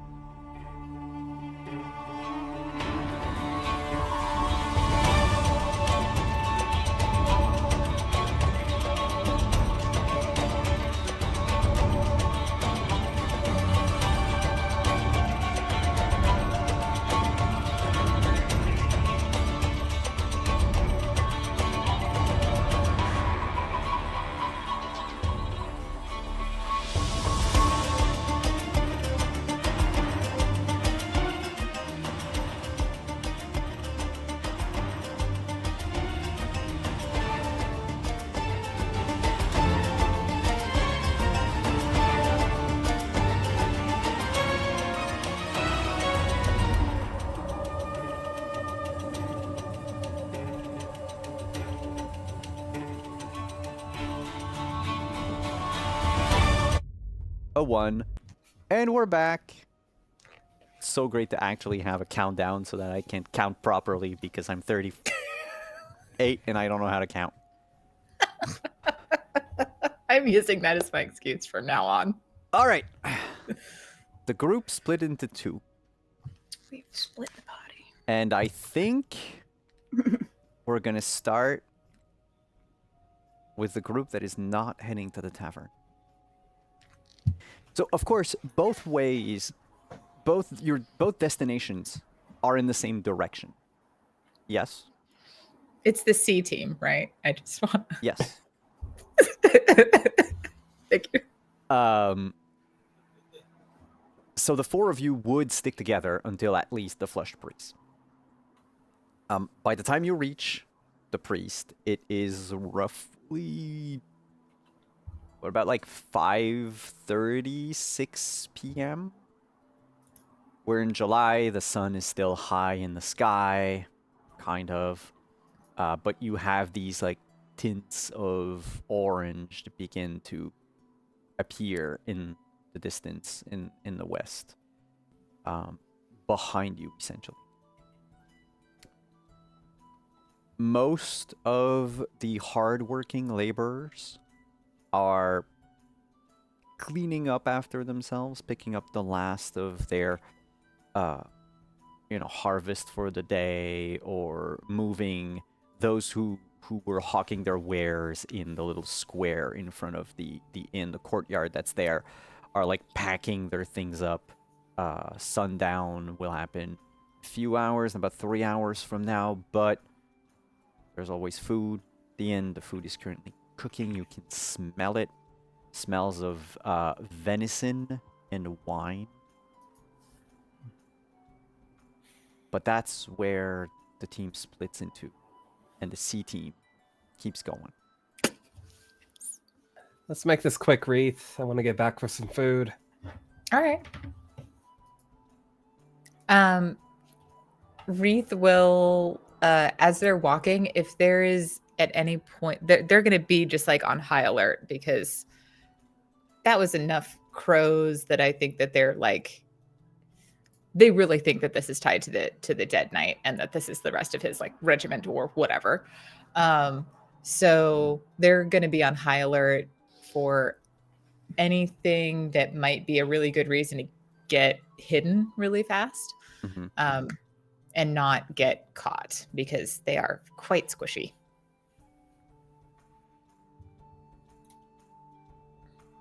You begin your walk towards where the birds were.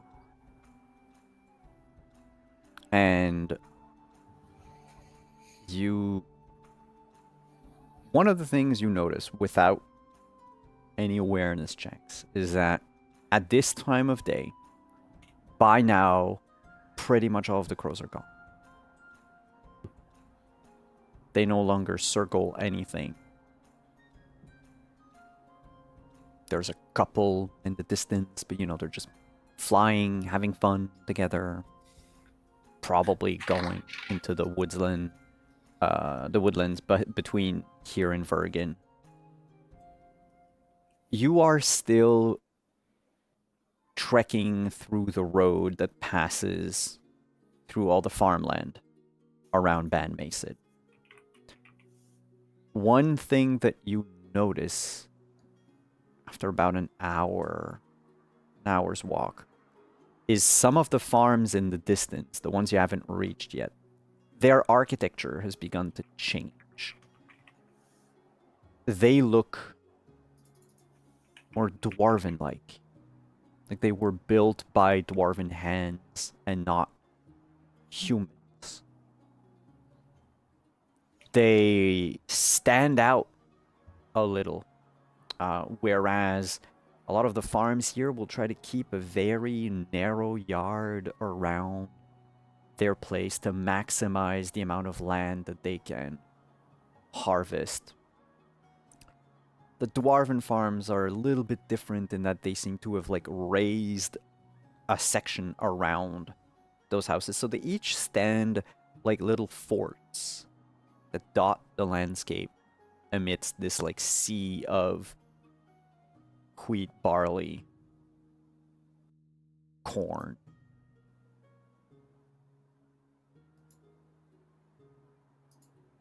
You, after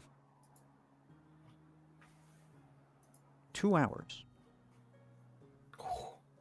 you find yourselves about Poor where Joanna. you think you saw the crows earlier. And can the two of you make me either a wilderness survival or an awareness check?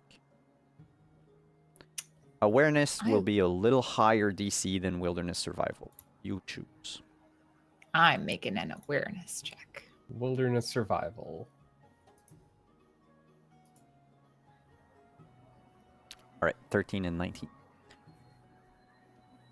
Both of you can still see the tracks of that warhorse in the road. It's a dirt road, mostly packed, compact dirt. But in some places, you can still see like the hoof prints. You're like, okay, this seems to be like the same path this person took. It meandered a little bit closer to the village. So by about 2 hours out, you notice that this person is, or was at that point, sticking to the road. The horse. The horse, yeah. So Okay. the horse at some point veered off into like a field, and that's when they like exited a field into that other road that was nearer Gulshan's hut. So instead of following, let's assume that it's the road is like horizontal, right? The horse went like this. Mm-hmm. But here, where the horse began to veer off-road, with both a 19 and a 13, you notice discoloration in the dirt. Blood. Blood seeped this area. More than just little drops. And only because, Wreath, you succeeded on your awareness, I would have needed... Well, unless you wanna... I need a 14 You need a 14 on awareness? on wilderness Or survival. wilderness? So if you spend a point of luck, you can I will spend move that on point to of the luck. next. Okay. Then can both of you give me deduction? Oh, dear. Deduction. Sure can. That bonus from being a human person, I think. Yes. Get in. Considering I have nothing in that 13 score. actually works. I'm looking for an good. 11. 24. Hey! All I right, so you say. and Sherlock Holmes. I say. Wreath just hands you Misery. some opium. Hard What drugs. was it? That's What was it that Sherlock smoked? Or It's opium. yeah, was it opium? Yeah. I okay. do believe it's opium. Yeah. In this world, it would be fistek. Ah, thank you. But chewing Just on a kidding. cat They don't tail. actually hand it to you. both of you, especially you want to get back to that after. The distance between the two sort of puddles of discoloration are about the same distance as the two sides of a warhorse. Oh, You this both- is where the Yeah, when the happened. This is where it happened. With your deduction, Joanna, you remember the arrows were shot. Oh, it's heroin. Kind of like opium. heroin. Pope. There we go. Yeah. Joanna, knowing that the arrows were shot after the torture and were the most recent wounds, from where you stand, you look at how the road sort of goes up a little bit. It's not really a hill, it's more like a I don't know. I was gonna say a molehill, but almost. That would be the ideal place to fire arrows in a straight line because the archer would be... Because the arrows were parallel to the ground as they stuck into the night, which means that they weren't fired from someone behind the horse. They would have needed to be fired like this from far enough away that the arrow didn't have time to sort of arc down, but also not too far away that the arrow just went like clean through the person or deeper into and then damage like the organs. You spot that area, that perfect place, and moving up there, which is just a couple of yards out. Over here, Wreath. All right. From there, you notice something. There are, in between you and one of the farms in the distance, and we're talking rather far away, but there seems to be means to, and most of them are just natural. They just happened like that. Either like a dell somewhere, or the way like a copse of trees are like on the hedge, like they delineate the hedge of like a field. The other one, it's an actual hedge. But there are ways from this point on to farther out to hide yourself from view of the road and keep going for a bit. Perhaps even keep going until the woods between Ban Macid and Fergan. But now we're talking, you're extrapolating with a 24, because the woods are about like 15 to 20 miles out still. But this could have got them far enough from the main roads to be able to leave without being spotted. They could have either... Well, there's no sign of conflict here. So if they were ambushed here this night, it happened very suddenly, and then they had time to torture the person in plain view of other farms. With that 24, you think that they might have used this, like these hiding spots, to leave, to scatter after the fact. The night looked like they were standing upright in their saddle, right? Until they started to stoop forward because of blood loss and everything. So with the 24, you are fairly certain that someone in the neighboring farm must have seen something. They would have had. Maybe not seen the people leave, but they would have at least have seen the night. It's path is in plain view of about like 4 different farms around. Gotcha. Kind of explaining all this to Wreath. Pipe in my hand. I adjust my cap and... No. Joanna says, I mean... Witnesses, right? Right. I mean, we could go knock on doors, or there's a chance they're at the tavern. True, but the tavern's now, oh god, 2 hours away? Ah, and you were hungry to start with. No, Asa was hungry to start with. I was also hungry. But, I say, since we're out here, let's ask anyone who's nearby if they've seen anything. Might as well. And maybe they'll have an apple or something we could share. True. I don't think, if they were coordinated enough to ambush and then leave in an organized manner, I don't think they would have been careless enough to leave anything behind in these hidey holes. And Joanna points out the hidey holes that they mentioned. I don't know how far they go, but in that kind of travel, they could make a break for the forest relatively unseen. Wreath will take a minute to like look through the hidey hole area to see if there's anything of note in that area. Give me awareness. again. Excellent. Or actually, no, give me practice paranoia. Oh, okay. Excellent. Where That's is a thing?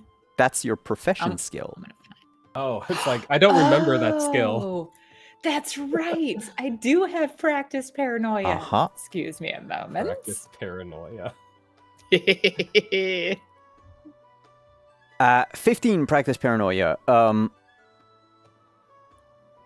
Yeah, this place, while it would have been ideal for an ambush, but the people in the farmsteads would have seen everything going. Like, you could spring upon someone traveling on the road,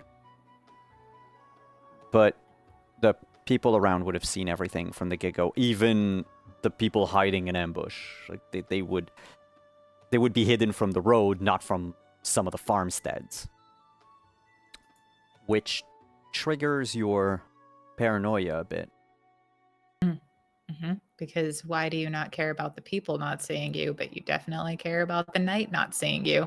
Also, based on what Joanna has said so far, it sounds like maybe the knight was just shot to keep on the horse here, but realistically all of the torturing happened elsewhere. So there's a chance, at least this is what Reith is thinking, that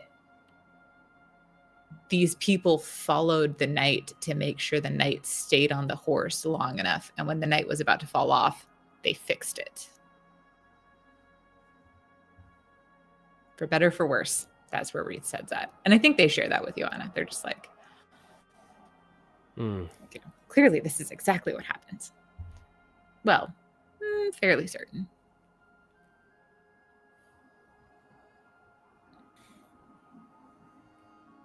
Is this what you We wanted could to always come- ask.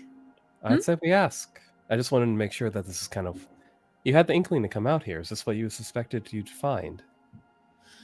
No, I thought I would find dead bodies, which we still haven't seen. That in and of itself is odd. What were the crows circling if not dead bodies? Soon to be dying bodies? I mean, Gulshan, let's be honest. Gulshan performed a miracle bringing that guy back from the brink.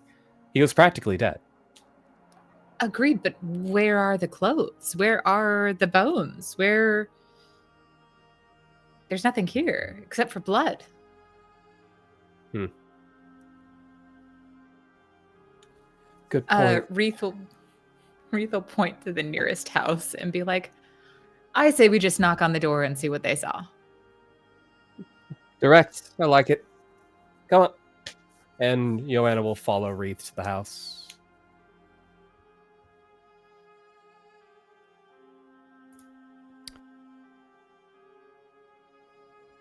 Can you roll a d4? Do you want to roll it, you'd say? You go ahead, Reith. This is All your right. investigation. I'm happy to be your Watson. I don't know. I think you're the Sherlock in this instance. I'll be your Perot. Oh, excellent. You walk up to one of the farms. It's one of those dwarven-looking farms. You walk through the little like gravel path that they made that leads up to the front door. It's a squat little building. There's probably like 3 rooms inside max. It is about as big as Gulshan's hut. There's a well outside. You notice that there is a you hear it more than see it, but they must have like a chicken coop in the back because you hear the clucking of their hen. The front door is relatively sturdy for something that, you know, this is something that you could afford with a bit of crowns, not necessarily make of, like, with your own hands, with whatever wood you find around, right? This had to be maybe perhaps like commission. This door has 2 hinges and a handle, just Reith in case you were interested. Absolutely, always. Wait, how polished are they? I'm kidding. Not that much. In fact, Well, when you then knock Reith is on the not door, interested. I will use your 22 awareness from earlier.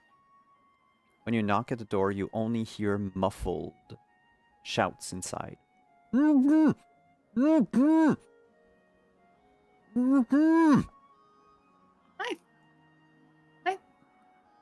I think someone may be gagged. What do you mean? You don't hear that? Sorry, human ears. It's muffled. Someone is definitely. You and I will Reith will bang try on the door. The Bang, windows, bang, by the bang. way, are all shuttered as well. Hello? Anyone in there? Reith's gonna try turning the doorknob, and if it doesn't work, Reith is definitely gonna try and pick the lock. The door's actually not locked. Oh, good news. When you open it, it's a single dwarf in what would be the dining / common area of this farm. There's actually 2 rooms, the main area, and then there's like a curtain that would lead to the other section, which is the bedroom. The reason why you see that is this dwarf is currently tied up and gagged by pieces of this curtain. They have a humongous bruise on the side of the head. They have like a somewhat receding hairline. It's a dwarven male, salt and pepper beard, probably close to like 150, something like that. Someone that would definitely be maybe retired from their main profession or on the verge of, or maybe just they were a farmer all their life. They are more on like on the pudgy side than other like active dwarf laborers you might have met before or seen before. And they're on their side. They're hogtied with the bruise and the basically what was used to hogtie them were strips of this curtain. Rude. Hold on. That's expensive. I wrote something down for this occasion. Libio's bowls. Libiota's Libiota's bowls. Libiota's Libiota's- bowls. What is it with finding her people today? Ah. Reith is gonna look around the room before taking a step in to see if Joanna's there's any gonna- sign of a trap. Joanna's gonna I was- start walking in if you want to grab her before she moves. Oh, in too absolutely. Reith will like fling an So arm here's- across and be like, Oh. Here's the cool thing about practiced paranoia in this game. I have to tell you far. Ooh. to make the check. And even if you Oh, fail, nice. you know that something's wrong. You have that sixth Well, that's sense. It's cool. always on. oh, And right I now, love that so much. nothing triggers it. Oh, okay. Never mind. Then Reith drops their arm. It Well, actually, actually with- now looks that I know of more the like a game, maybe. botched job than anything else. A knife, a dagger appears like out of nowhere in Reith's hand, and they go to like cut open his bonds and pull his gag out. Quick, before they come back. Oh, why is it so dark?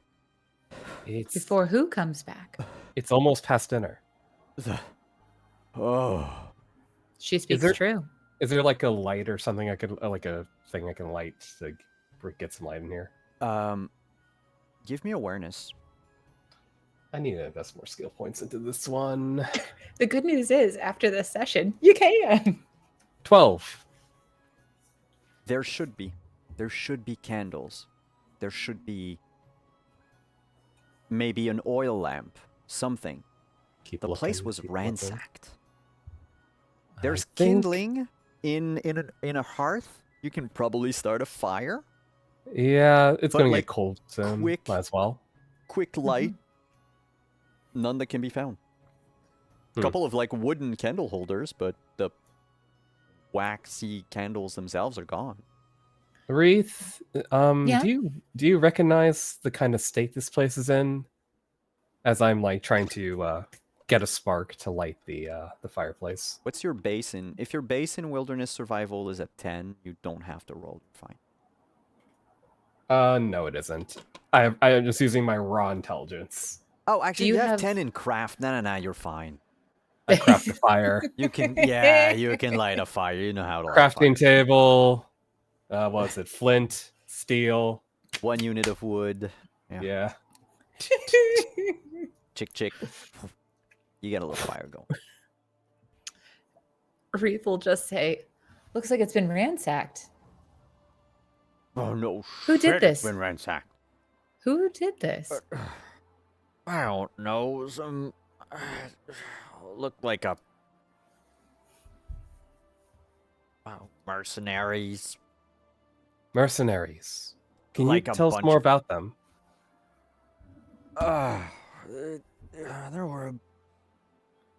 There were a few of them during the war, right? It came after the black ones. They would just loot or ask for protection money or something. And I saw them. They were harassing this man on a horse. He was traveling down the road. I called out. I shouldn't have called out. I don't know. There were like 8 of them. I think 8. One of them. I didn't even have time to get my crossbow. I just got one good whack in, and I was out. I mean, I remember wait. seeing boots when they were tying me up, and then And they were in black. All 8 of them? I think they were. I had dark colors, not Nilfgaardian colors, dark colors. Mm-hmm. I didn't see the sun on anything, but I don't know. It's been. I need a drink. That's what I need. Aye, you do. You got a rain bucket around here? I can get you something. But water's for the animals. I need. And he starts getting up and immediately wobbles and falls. Reef will try and you catch him. can catch him. They just. They're not very strong, so. Oh. I'll get him like a bowl of water or something. Yeah, any booze this person might have had here is gone. Yeah, Food is imagine. pretty much all gone. That's a shame. I was gonna use his food for our dinner. Wait, how many other nearby farms are there that could have been hit like this? 4. We should check the others, Wreath. After we What, get this to- guy situated. He might not be the only one. You and your Oh. bleeding heart. The only one what? Those Hog-tied with your own curtain. those brigands you saw, they did some work, and we found the aftermath, so we decided to check in on the area, and that led us to you. We were hoping you could tell us more about what you saw. Them ruffians harassing a traveler. And I did, I should have minded my own business, what I should have done. You mentioned dark colors. Do you remember anything else at all? Like insignia, sign, flag, weapons? Which way they came from? Oh, I remember which way they came from. He looks around to sort of get situated and then just points in the wrong direction but says Vergen. We're over from Vergen. You mean Vergen? And Wreath will point in the right direction toward Vergen. Aye. That away. Aye. Ah. It was, Tis very odd. it was darker than it is now. How long was I out? Wait, this was this morning? At least, right? Unless they were setting up a day before. When it was dark? Early That's when the night came through? early hours of the morning, I think. Or was it late at night? I had a nap. Or I slept. Oh, Sure. I don't know. It's all a blur. Whoa, shouldn't do that. Take it easy for a bit. You're recovering. Probably really dehydrated. Haven't just lying here all day. Why? They didn't even leave me a bottle of hooch or anything somewhere. Afraid not. They had thorough bastards.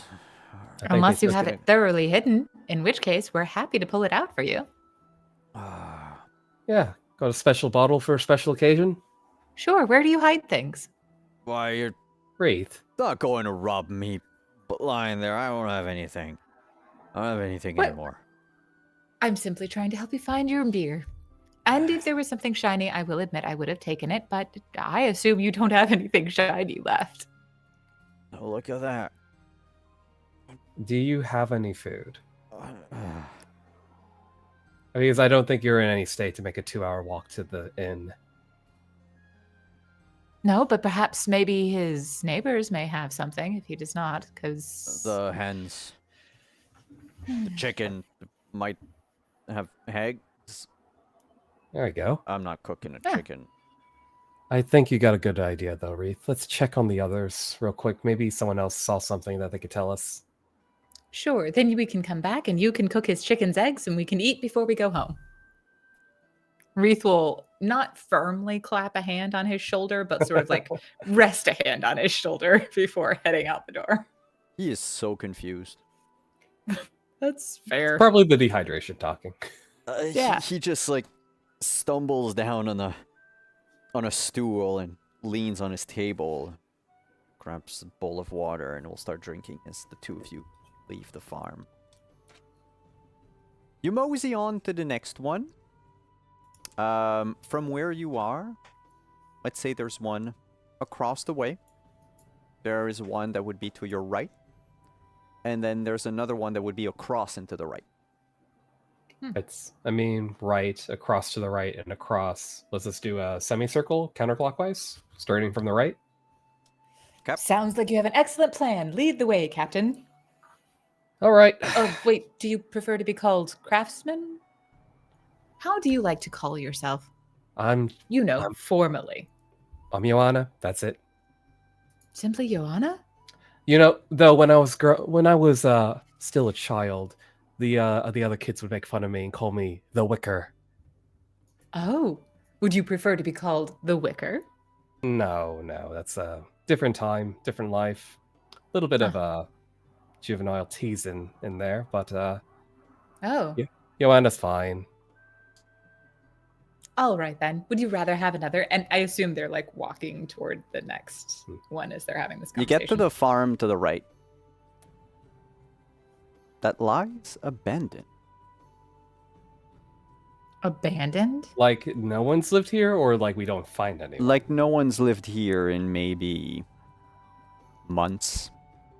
Oh, There's a thick Can layer we- of dust, cobwebs.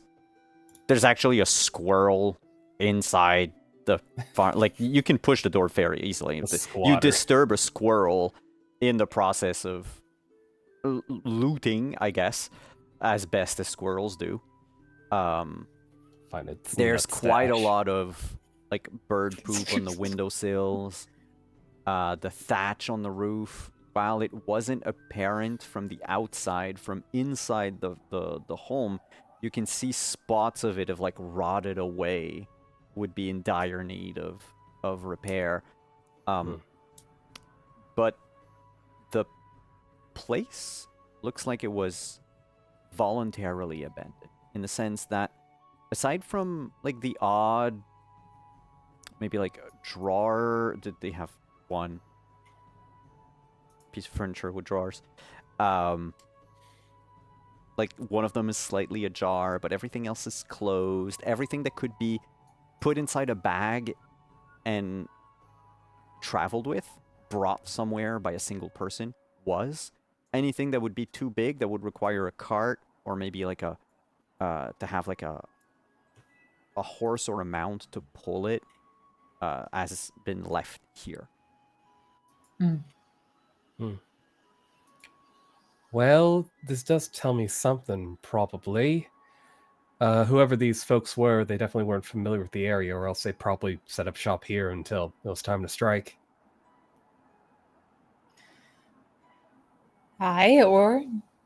Regardless, they've left and they won't tell us anything. As Reith is saying this, their eyes are darting around the cabin to see if they can spot any hidden anything, Any hidden stuff? any hidden stuff. They're looking to see if they can see where is a cubby that somebody might have tucked something into and might have been left. Well, that's going to be another awareness roll. Good news, everyone. I have that. Oh no, I fumbled it. You are fairly certain that whatever you wanted, that squirrel already took it and squirreled it away. That little nut stealing turd. Can I roll just for funsies?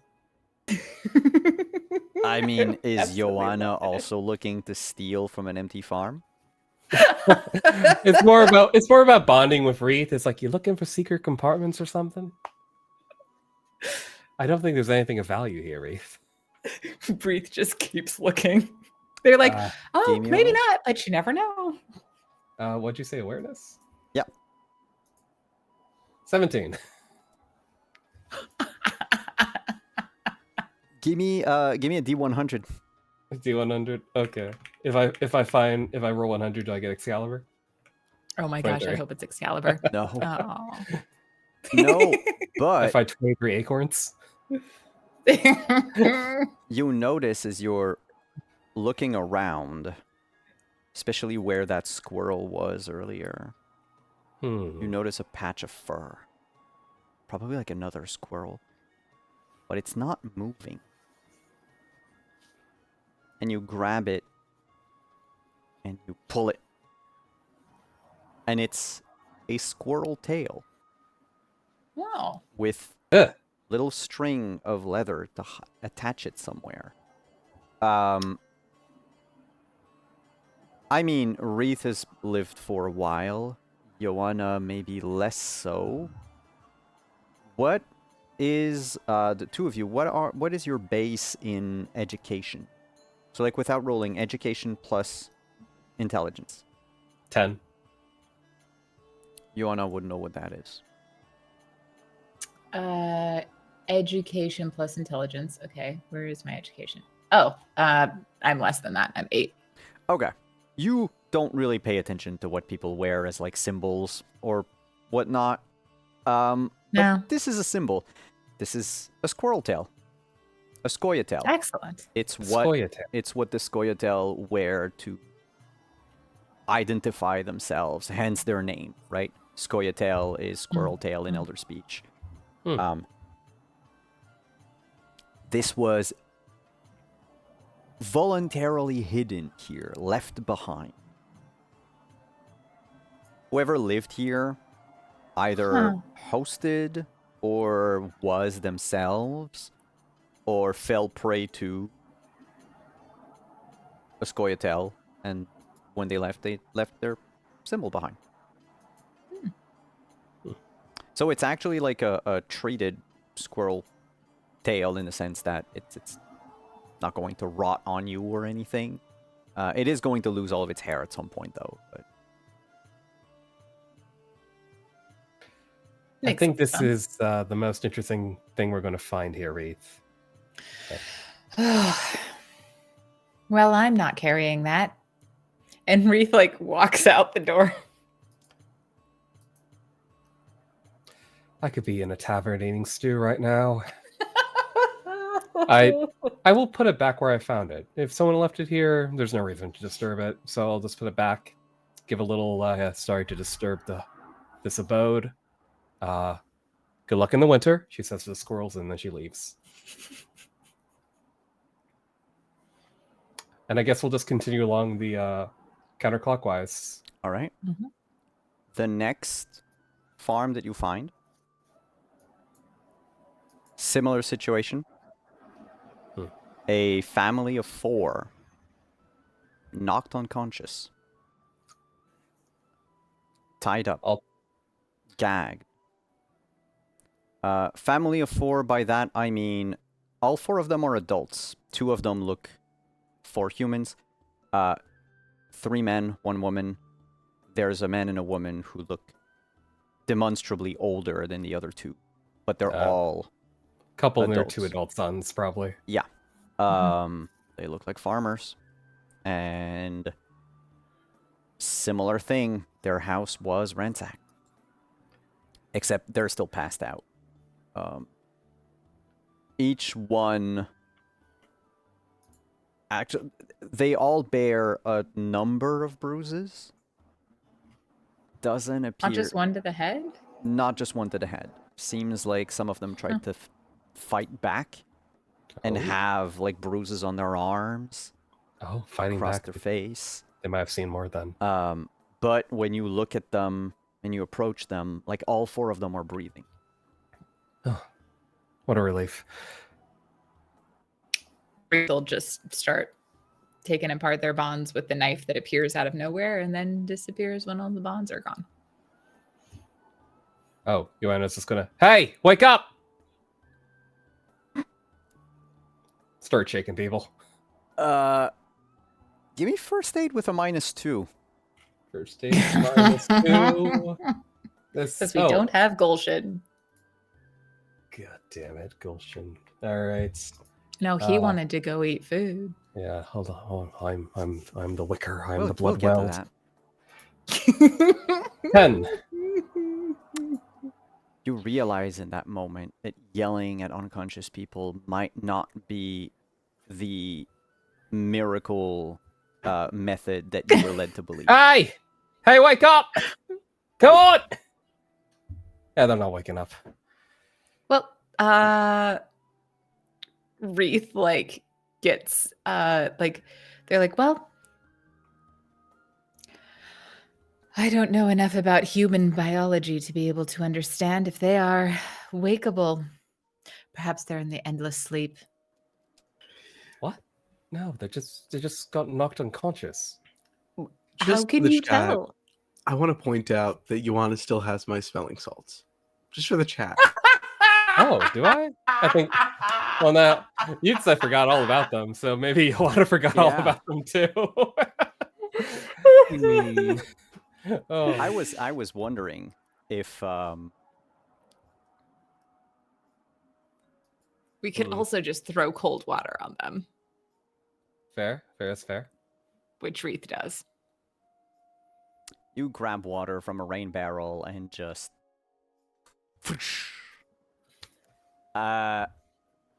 it will get 2 of them to wake up, the 2 younger ones.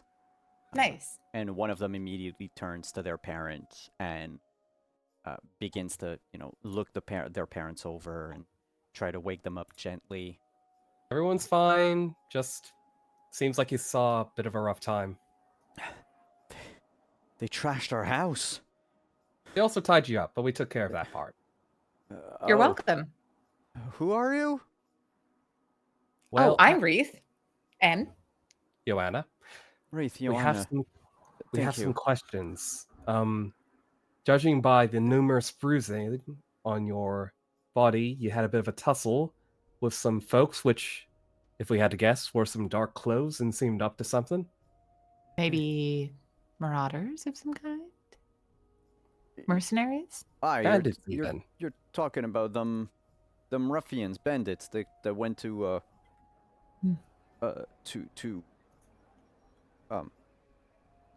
Malchus farm. He points to the dwarf farm. Yes. You saw that they happen. beat him up too.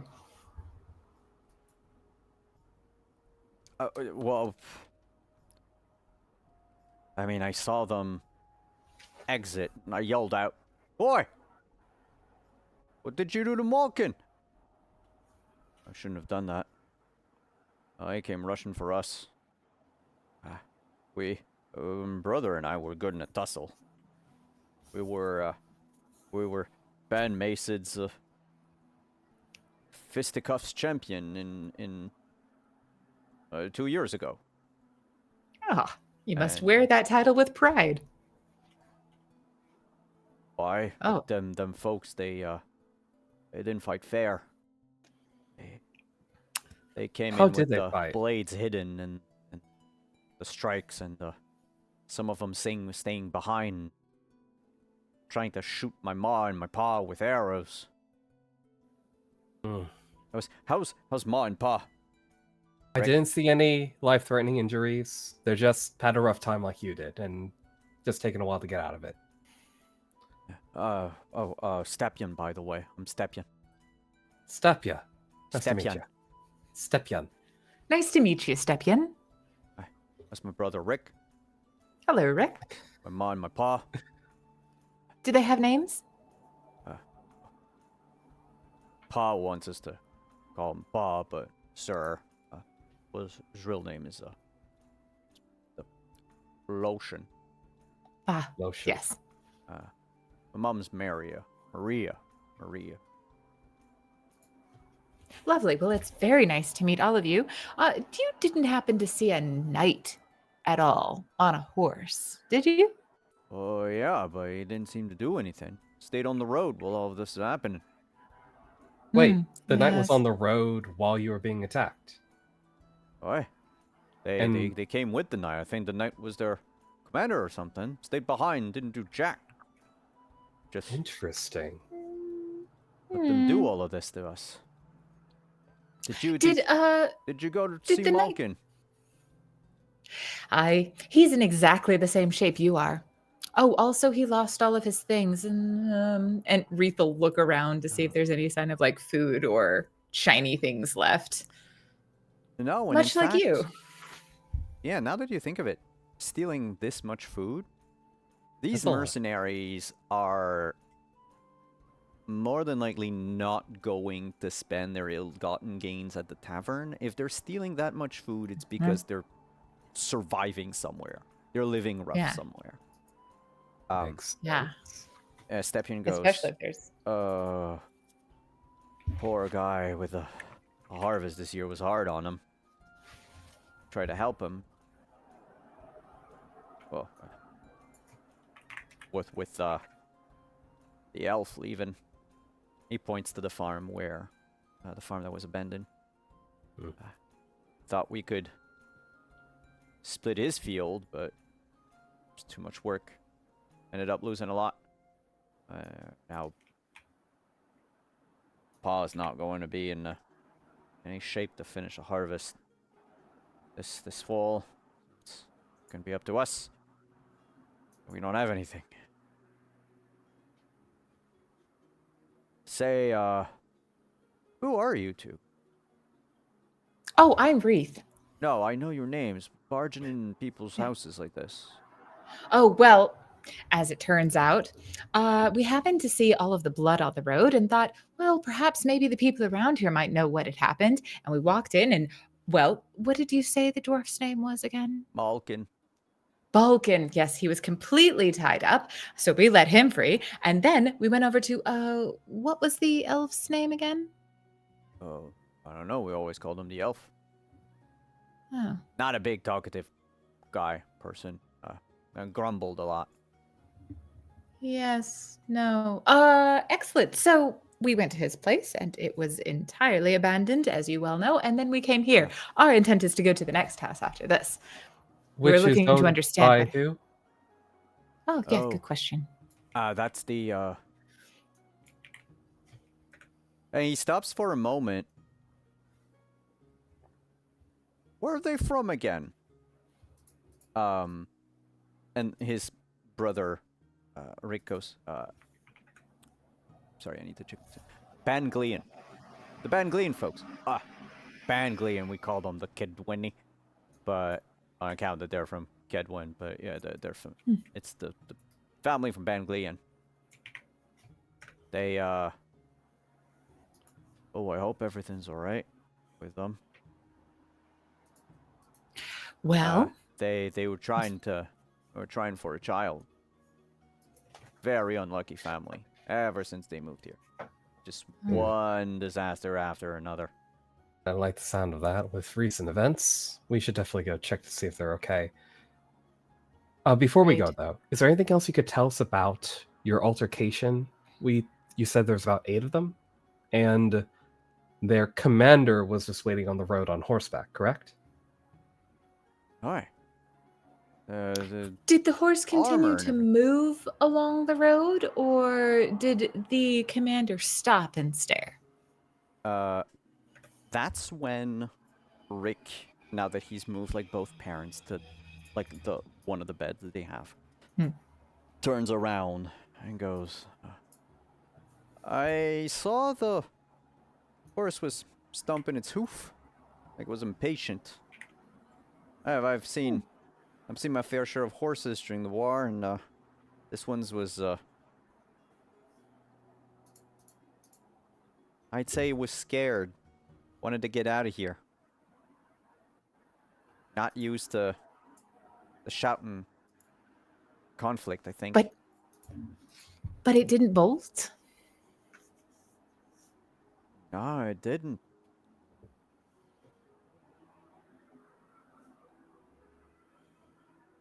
Maybe it was tied?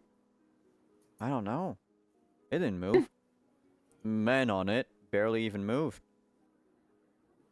So the horse came to a stop while they attacked you. And at the same time, the horse, incredibly terrified, yet did not move from the spot. Accurate? Aye, I'd say it is. Did you get a good look at the Interesting. guy on horseback? Was he wielding a couple of spears, so to speak? Or it seemed like he was holding some sticks? He was unarmed. Spear folks were some of the people that they were. Them's the folks that were harassing Unarmed. Malkin. Was he wearing armor? Oh yeah, looked like a proper knight. He did. But Couldn't looked see the fully colours. but Couldn't looked see the fully colours. fine. Huh? Looked fully fine, no waving, no orders, no pointing. Ma'am, I don't remember. Hmm. We paid more attention to the people trying to shoot arrows and Ma and Pa over here. As he should. As he should. Fair. In fact, while you're talking and taking the scene in and everything, Joanna and Wreath, you notice that there are like marks, embeds where arrows have been retrieved They're trying to from leave no some of the trace. wood paneling of Hmm. the walls inside the farmhouse through the windows. Whoever came in even took their own arrows back. Either because they didn't want anyone to know what the arrows looked like, or because they don't have a whole lot of arrows and don't want to have to make more. It was a fight, though. Can I look to see if maybe an arrow head got broken off into like the wall or something? Give me just a pure luck check. A d10 and you have to roll under your current luck. I have to roll under 5 then. Yeah.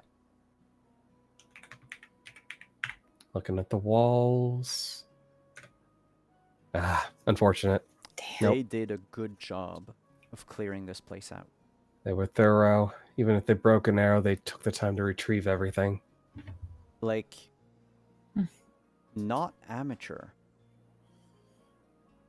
Maybe amateur at the whole robbing people. Not amateur at the whole erasing their tracks. Wreath, this is a proper job. Proper? I mean, No. And Wreath, when they say that, they're going to look at both Rick and, shoot, I forgot the other guy's name. the one who's Stepien. not Step- Rick. Yeah. Rick and not Rick. Stepien. Stepien. Wreath will like look toward where the both of them are and then flash another look at Johanna like, we don't need to tell them these things. Mhm. Right. Just making an observation.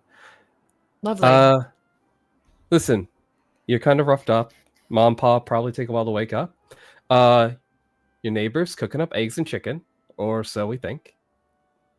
It's a bit of a walk to the tavern, so maybe get you some of your strength back. Oh, we're not gonna leave Ma and Pa out, but Rick goes, I'll go see Malkin. Maybe we can, get something for, you, the both of you walking that, you're travelers, you're bounty hunters, you don't look like witchers. Oh, no, I just enjoy taking in the fresh night air. Also, a good mystery. You know, seeing the blood on the road was very odd. Also, there were crows overhead earlier. Did you see those at all? No, we were passed out. Oh, right, of course. You woke us up. That part I do remember. I was more thinking of what you said earlier when you said that things have not been easy and now you're headed into harvest without, well, anything. And I think you could use these shinies more than I can. And with that, Wreath will pull 15 gold coins out, or 15 of, I'm giving them 15 of my gold. Crowns. Yeah, Ooh. 15 crowns, and hand it to them. Oh my, you are generous. Clearly need these more than I. Aye, all right, now we do. Look, we don't have anything to offer. And Stepin goes, but, you need a bed, you need a roof. You've got ours. Thank you. We take care of our own, and you take care of us. You took care of us. Now we're gonna take care of Ma and Pa, but I'll convince him. Wreath and Joanna, you ever need a place, our farmstead doesn't have a name. We're not nobles or anything, but Hey, you know you're good folk. Try to step in for a neighbor and took some lumps for it. Thankfully, no one's too badly hurt. I think we should definitely hit up that last. You said the unlucky folks. aye. Let's hope they aren't that unlucky. The Banglians. Banglians. Wreath claps another hand on both of the guy's shoulders. Again, not a heavy clap, but a sort of They "You've try to got stand this." tall, but Stepien winces, and that's when you Oh. realize that one of his shoulders is slightly higher than the other. Ooh. Uh-oh. Oh, it's dislocated. I mean, Ari knows that, and I don't think Wreath does. But I think Wreath says to them, right before they leave, they're just often in life, on the wheel, you are either pushing it downward to go forward, connecting with the road, rough and bumpy as it is, or curving up on the other side to rise on top. Just because you're in the middle of the bumpy road doesn't mean you won't rise again later. And with that, they duck right out of the house. Cool. And so you go to the other house, to the Banglians' farm, where there is no sound.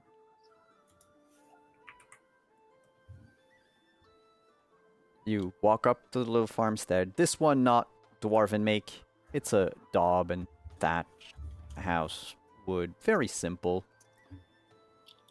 There's a cat, gray tabby, that just looks at you and sort of gets on its haunches and hisses before scurrying away in the backyard.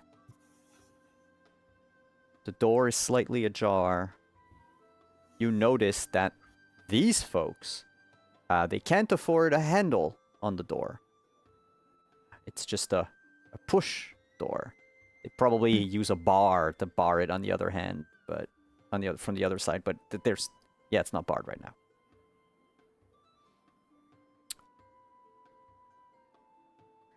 Knock as I push the door open. Mm-hmm. Hello? There's 2 people in front of you. A woman. A man, sorry, on the ground. A woman on the ground on top of him. She seems to be sobbing very faintly, very slowly. The man, under the man is a puddle of blood, brownish at this point. She's clutching his tunic in both hands to the point where you can see that part of it has been like lifted up, and you see like there's a gash where like some of the body fat and part of the intestines are poking out of. Smells bad. That's probably why the crows were circling.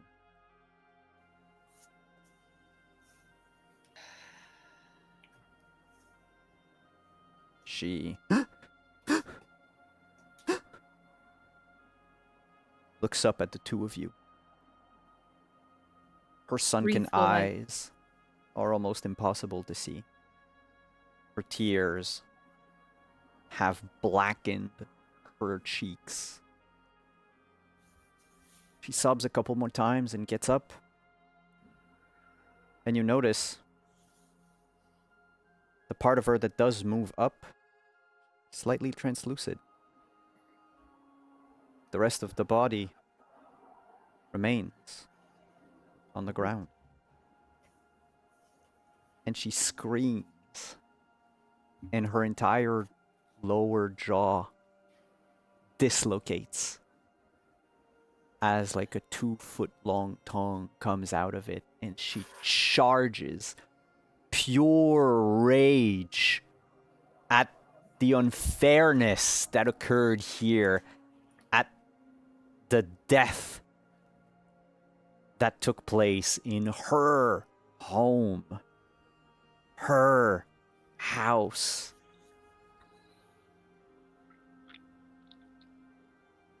And this wraith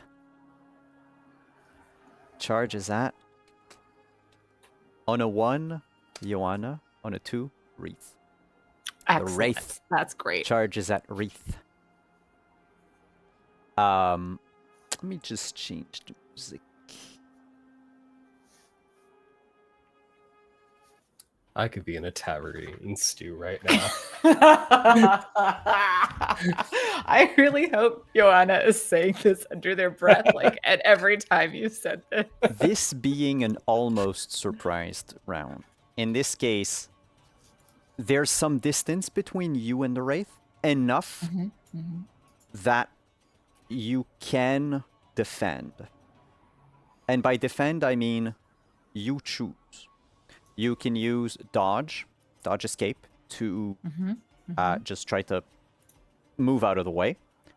You can use athletics to reposition. Repositioning means you're like moving, getting the fuck out of there. And physically moving, if we were playing on a map, you would move like a bunch of squares away. You're tumbling far away, meaning that you would leave Joanna inside the farm. Or you can use your own, I think it's small blades that you use with daggers. So you could use small blade to block or parry. Parry is a little harder, but if you succeed, you're going to unbalance your opponent. Blocking is just fairly simple. You put an object between you and your attacker. The object's going to take the brunt of the damage. Whereas parrying means the object doesn't take any damage. So those are the 4 options you always have in Witcher. Dodging, getting the fuck out, blocking, and parrying. Parrying is harder because you get a penalty to it, but if it succeeds, it's like a risk-reward thing, right? So in this case, you choose which one you want, and you have to roll higher than what I roll as the attack roll. If you equal it, so it's meet or beat, basically. If you meet the same number, tie goes to the defender. And so, let me strike. You have to beat a 19. Sweet. That's totally cool. And a parry goes on top of the 19. There'd be an additional difficulty on top of the 19. So if you click parry with the small blade, I believe the penalty is 9 plus 3. Is it though? 9? Why is there a plus 3 in there? Oh no, I rolled a 3. Oh, plus minus 3. Yeah, if you click parry, it's going to add the penalty automatically. Oh, okay. Excellent. I am. And stealth isn't an option. I can either run away, I can parry, or Dodge, athletics, or small blades for the other two. I can. Okay. We're gonna do small blades, and this is probably real stupid, but I'm gonna attempt to parry because here we go. Oh. Oh Meet snap! Or beat. Oh thank God! Oh thank God! All right. And so the penalty for that it's gonna have is on its next attack. Now things are going to be a little more complicated in a second, but it's got a penalty on its next roll to defend or attack. It's been a while, friends. Give me just a second. While you're doing that, can I scene paint how the parry happened? Yeah. So I think what we see is like as they enter, the wraith stands. Wraith is like standing in the door, and they're moving toward the wraith until the wraith like stands and unhinges its her jaw, and then the tongue comes out, right? And then as the wraith charges toward Wraith, I think a blade just appears out of nowhere, and Wraith like turns to the side as they're parrying so that they can like come up underneath and ideally behind this wraith. I don't know if I could do all that, but they're like trying to move the wraith away from Joanna with the parry. Yes. Can you, both you and Joanna, give me an education check? Ooh. I am not educated, so this will be fun. Huh. Better than me? You needed a 14. Ooh. Hey. Both made it. What? There are two ways to get rid of a creature like this, if this is indeed a wraith. If you say a witcher or a mage, I'm going to be upset. Well, you need silver. Weaponry, to be exact. Ooh. Or the other way to get rid of a wraith is a little bit more complicated, because you need to figure out, you know, what it is that has kept them here, and there's a whole ritual that goes into that. It takes a couple of, hours, which you probably do not have with a wraith charging it. However, with the 14 and a 16, the two of you do know that wraiths are often, according to superstition, sedentary monsters. They don't move far from where they died or like the thing that ties them to the world, right? She's bound here. She is bound probably to this farmhouse. After you have parried it, it turns around to like scream at the two of you and then disappears. Huh. Reed, let's get out of here. Yeah. The knife will disappear again, and Wreath will, for lack of a better word, ink into the shadows to slide out of the house. And Joanna's classic huffing it. Can the two of you give me initiative? Which is just a straight up, do we have a roll directly for initiative on these sheets? Probably not. Yes, we have an initiative button. It's next to your normal skills. It's under quick roll. Yeah. Found it. Uh-oh. That's bad. Apparently that's good. Well, hey. Your bad is my decent. Yes. Because it's based off of your dex, I believe. It's gonna be that the makes same a lot of from- sense. I'm very dexy. No, it's a +5. It's just in case it plays before you as you leave. Uh-oh. Yes. Uh-oh. Well, Joanna, as you exit the farmhouse, Mm-hmm. you feel something going for the back of your, well, neck, or down your back, I should say.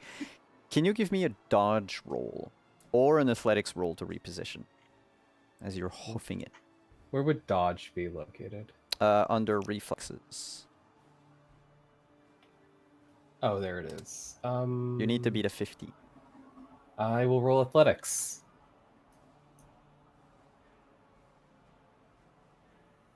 Basic roll, I'm assuming. Yep. 14. But I have luck! Hey! I used 2 points of luck. Or I guess I only need one. You to only me need the to one. Beat it. Gotcha. You make it to the road when you feel a sudden breeze. Are you wearing armor? Technically I have it equipped. Cool. So What kind of I guess armor that- do you have on your torso? Oh my I god. have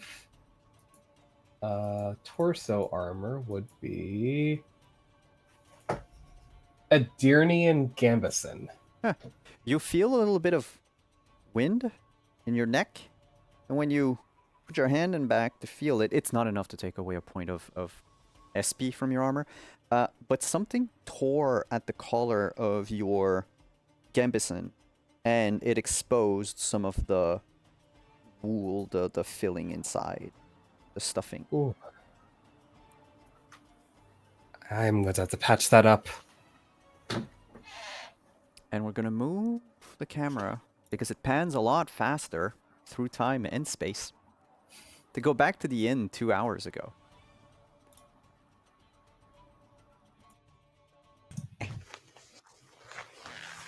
People are filling in. They said it smells of wine and venison. And after a few minutes of you coming here, you begin to also smell like bread being not baked, but like warmed up, reheated. Smells like toast. You're all having a heart attack.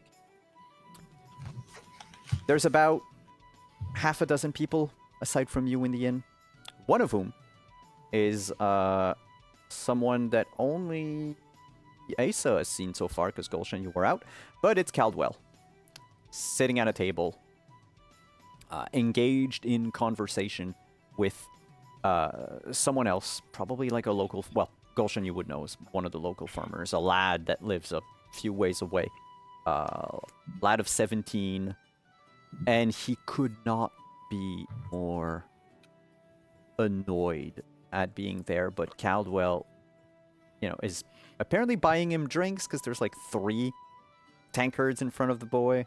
I say boy, but 17. And he's just like talking about his travels and shit. And the other person is way more interested in the fact that the longer he sits here, the less he's gonna have to pay for booze tonight.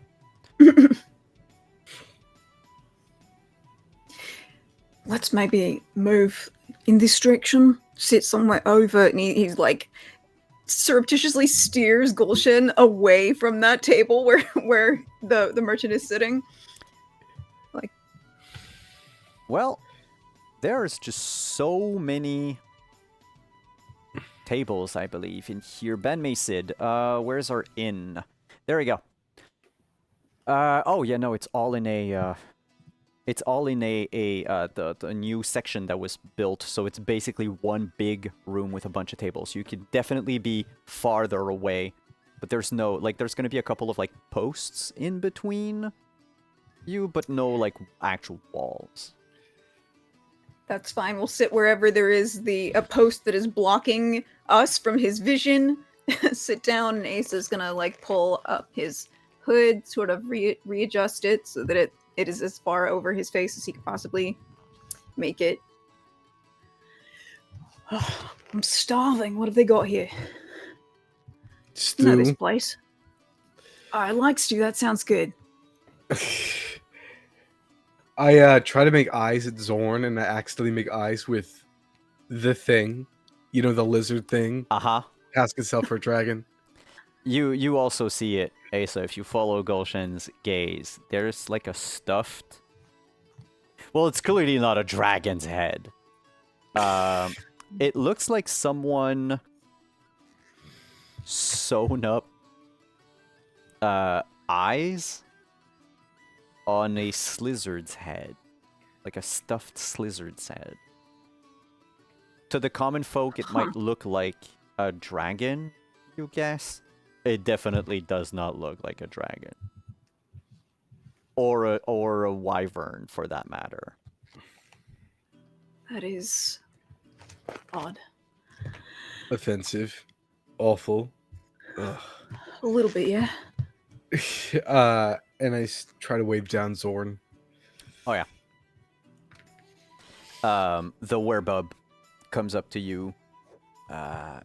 Already has, like, 2 mugs filled with not ale, but filled with the inn's what the inn is known for, which is cold wine. Cheers. Gives you a mug each. Yes, they serve wine in mugs, not in wine glasses. We're far away from civilization. For taking care of the problem. How is he? Unconscious, at least for the day. You know, if that knight was part of the prefect's entourage, you know, you probably got yourself in more trouble than it's worth by saving him. As far as I can tell, he was stabbed by his friends, so... Yeah, probably. Some friends they have. Speaking of friends, why don't you run my friend here through the menu? Oh, hi. You, Witcher. Swords. Yeah. Witcher. We don't have any monsters about. Last one was he looks at this lizard's head. Slain. Yeah, I can see that. Aye. Looks great, doesn't it? Yeah. As you speak, you can tell Gulshan is making, like, murderous eyes towards the dead lizard.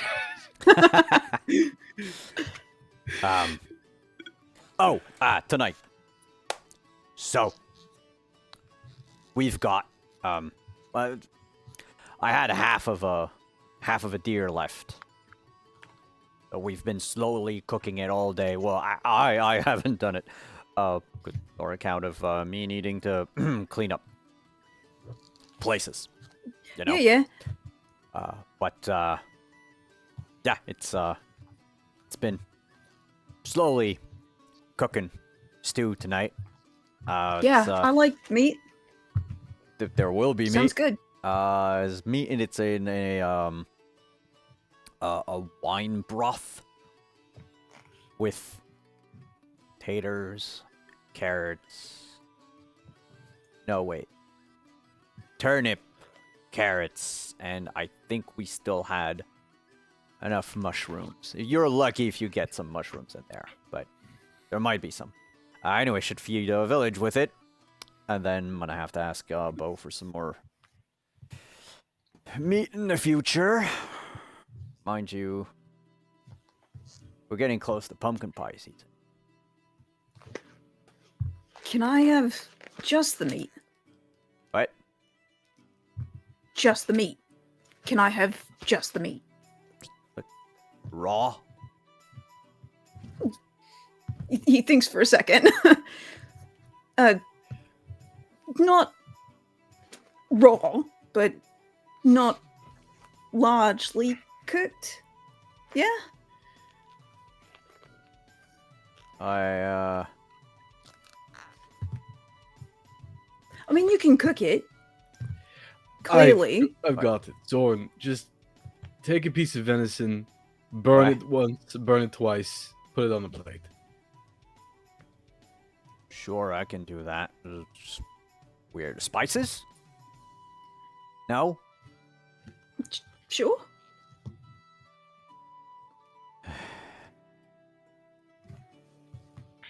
All right. I'll see what I can do. What about you? I will take whatever you think is a good idea. I am too tired to think. I bet you're not going to end this place. Faint? No. Or collapse my entire establishment. Also, Zordon, you know me. You've seen me heal before. Well, maybe not seen, but... No, but I've seen what happened today, and I'm concerned. I'm weary, but I'm fine. We should be fine.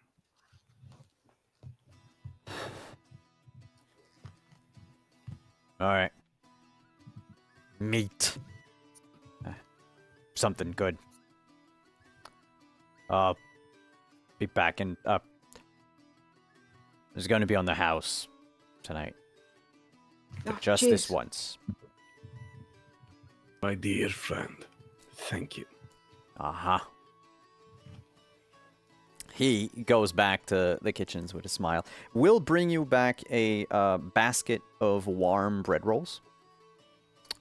Specifically stating that these are not meat.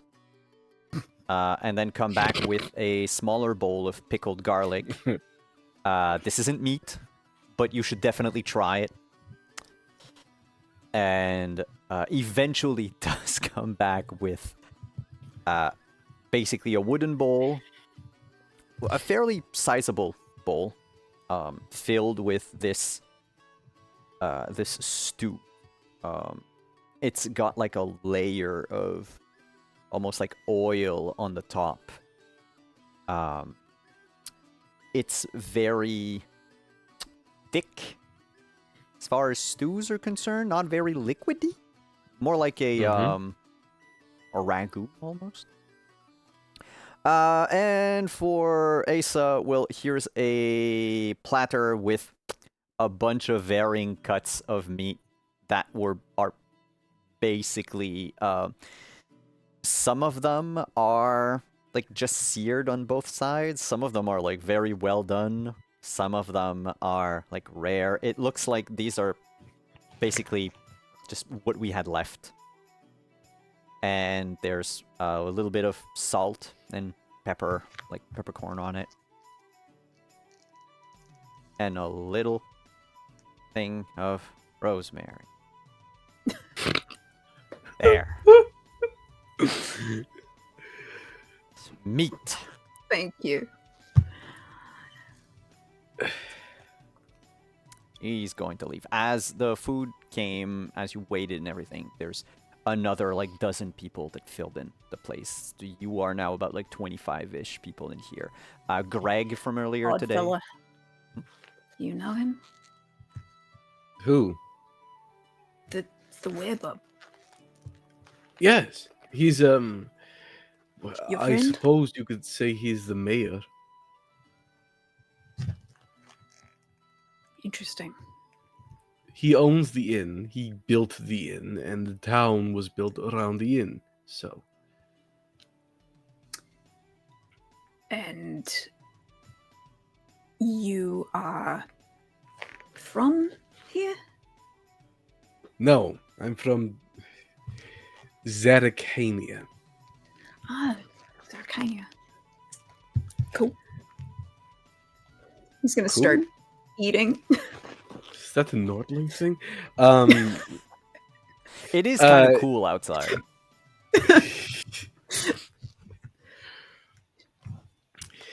He starts ripping apart bread rolls and pulls out a knife and fork out of nowhere, slides the fork across to Asa, and then uses the knife to like sort of spoon stew onto the bread and eats it. It's like very, very mannered. He's very mannered. You're just supposed to dunk your bread in it, but you know. You want to be all hoity-toity. There's Well, only that's- one that's other made person for eating ya. with utensils in this dining hall tonight. and that would be the stable master. Jornel. He sees you with the knife. Points at you with his knife. Smiles and winks. That is Jornel. He's the stable master. Here's well, he's tied to Redanian landowners, supposedly. Okay. Well, that's good information.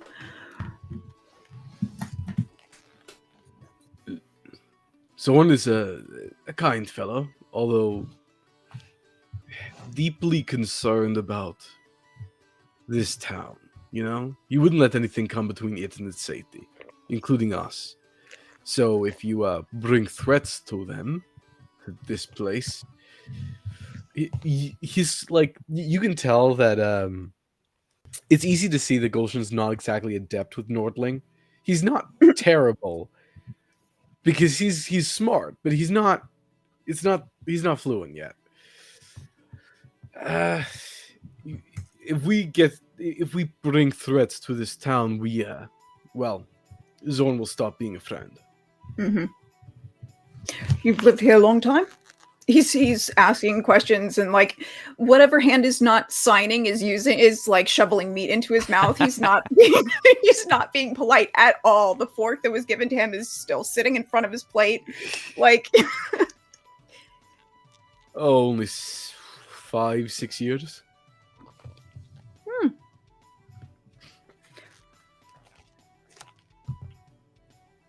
Ever since Thanid.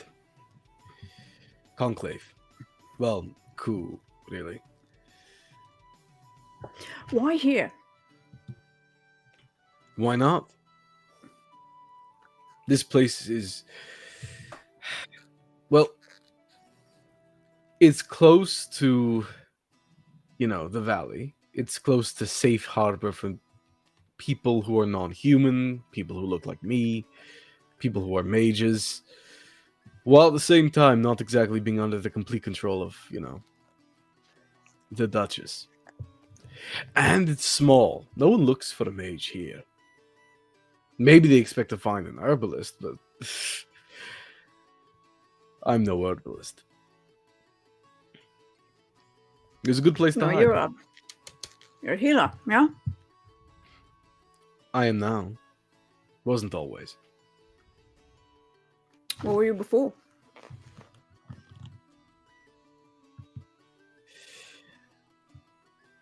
I was a mercenary. I was a witch, a scholar, a warrior, all those things.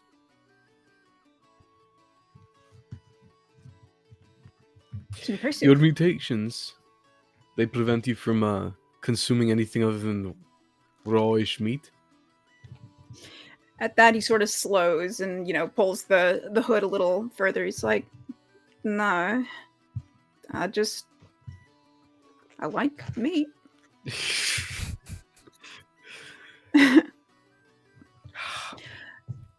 Remind me, how old are you? I'm a teenage boy. I eat a lot, and it's easier to eat, meat when it's less cooked. It takes less time, and it's nothing weird. It's just, Always being in a rush to eat your food. I like to save it when I was younger. I'd spend an hour eating if I could. Hour and a half.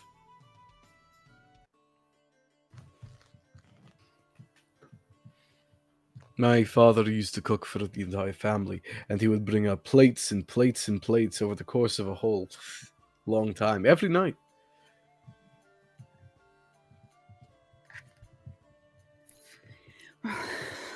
That must be nice. It was. Of course, he's dead now, and that was a long time ago. Well, you are old. No offense. None taken. I still remember being your age. I wanted the whole world. I wanted to be like my mother, you know? A warrior. A fighter. Well, didn't you say you were I a was. warrior? I regret it now, but yeah. Look, in Zerkania, it's boys are not expected to become warriors or fighters. Really? No, we're more expected to be caretakers, defenders, you know? My mother was a warrior didn't know first that. and a priestess second. Most don't. Most know nothing about where I'm from, so... this headache won't go away. Headache? Healing people takes a lot of energy. Oh yeah, I saw the field out there. And as much as it takes from their field, it takes from me. I collapsed on top of him. Yeah, all this to heal that man Yes. that you don't know. Yes. Why? Why not?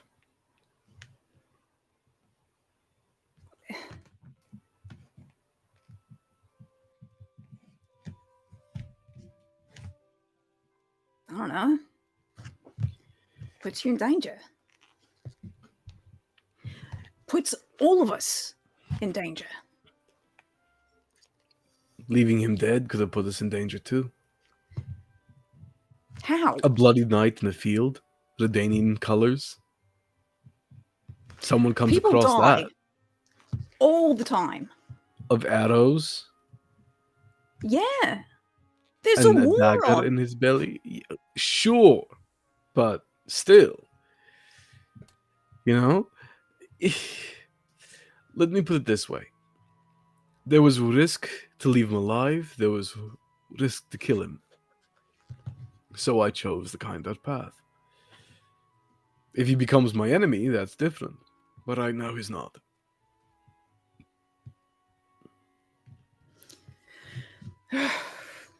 It's your choice to make.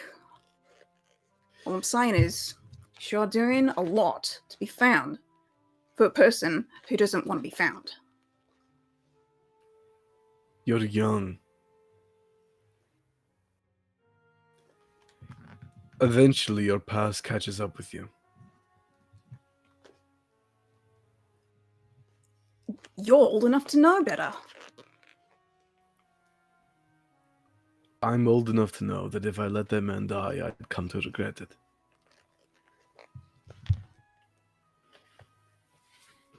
All right, well. Just like if I decided to fight you the moment I met you, didn't listen to Reith, didn't listen to anyone, I would come to regret it. Probably.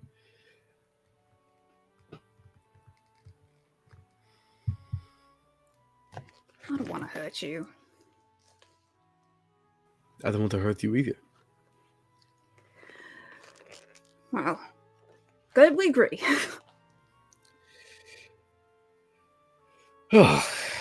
So, why are you here? Listen, it's just work. What's your contract then? I was protecting Reith.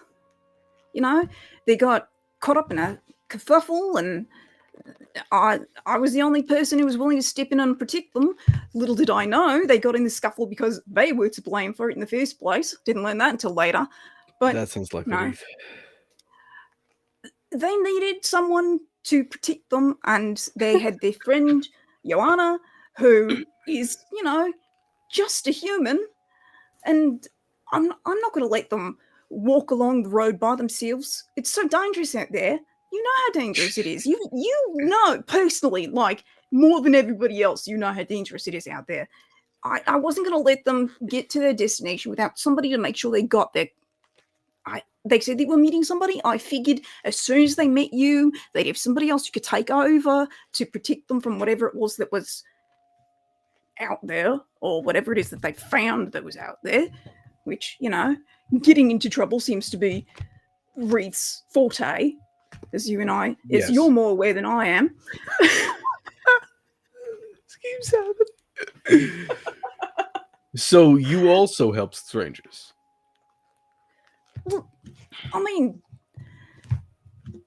I'm not altruistic, if that's what you're asking. I don't do that shit. Uh-huh. Couldn't let them die on the road. Sounds altruistic to me. Don't do that. Don't. What? Do what? Don't pretend like you know me. You don't, okay? I don't. You're right. It's only work. Who's paying you? Well, nobody currently. But I don't know. Young little witcher boy. Are you looking for work or are you looking for adventure? Well,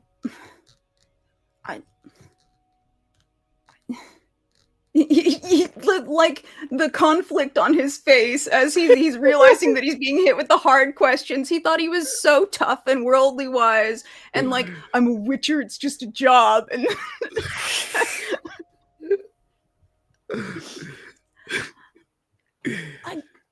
why can't they be one and the same, right? That's what we just do. They go out in search of work, and eventually purpose finds them. I just want some sense of purpose. Unfortunately, I think, judging by the dream we all had, you found it. Oh, I don't know about that. It was an odd dream, yeah, but, who hasn't had an odd dream every so often? I don't. Yeah, I don't. You really think Believe it or means not, something? I don't dream. Well, yes, I do. Something went a long way to make sure we knew that we saw what we saw. That wasn't an accident. So yes, it means something. And you really don't know any romances.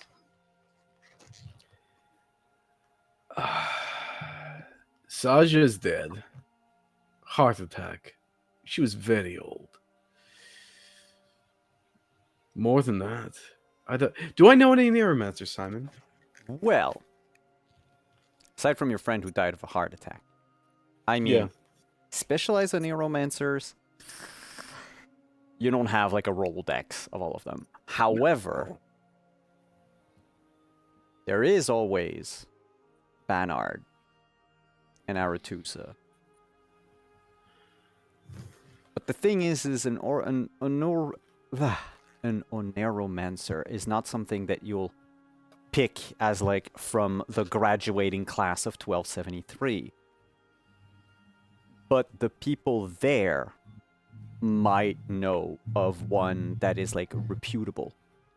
The issue is, Radovid's not too keen on the whole magic thing.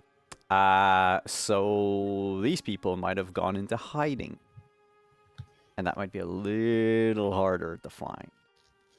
But they can be found. I mean, you still know of mages that are alive today. Yeah. They're just... Well, their exact location are probably unknown. But you haven't heard of anyone, high...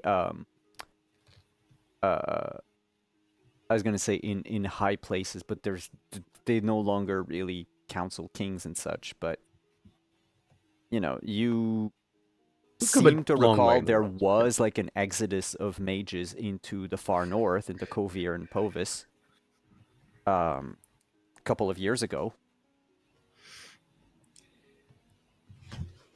I don't know. Not a living one. I know mages. I know many who are still alive. Some have gone to Kovir, some have gone to Povis. Some are probably still around Aretusa or Banard. Or in the south. And brainwashed by the Imperials. They could contact one, or know of one. I could give you names, but I don't know where they are.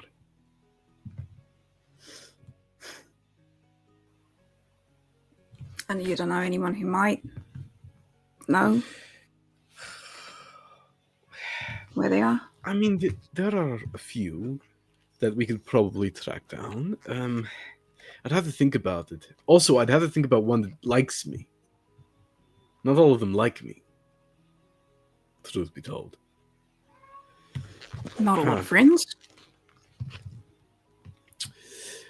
Back in the old days, I might have made a bit of a gaffe at court, and that hasn't endeared me to them. A long, long time ago. But we witches have old memories. I see. Yes. I could probably find someone. I could think of someone. Maybe one of the sorcerers is... They've gotten together. Sorcerers. I'll think on it. Well, the Aretusans. They're, I've heard rumors that they've, tried to retain the power that we once had as the Brotherhood. Rumor gets around, but they're all... I mean, I wouldn't be invited. By virtue of being a man. Yeah, that makes sense. Oh, thank you.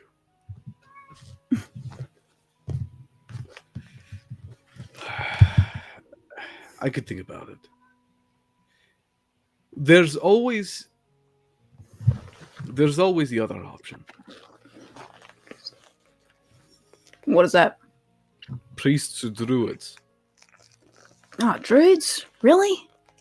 Well, not. Hey, Saja was a druid, and she knew all nigromancy. It's possible. Rituals are taught.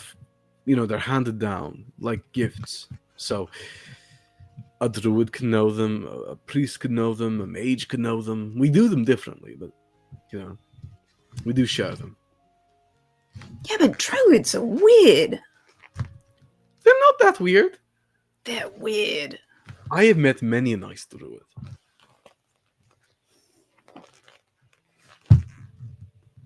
Okay.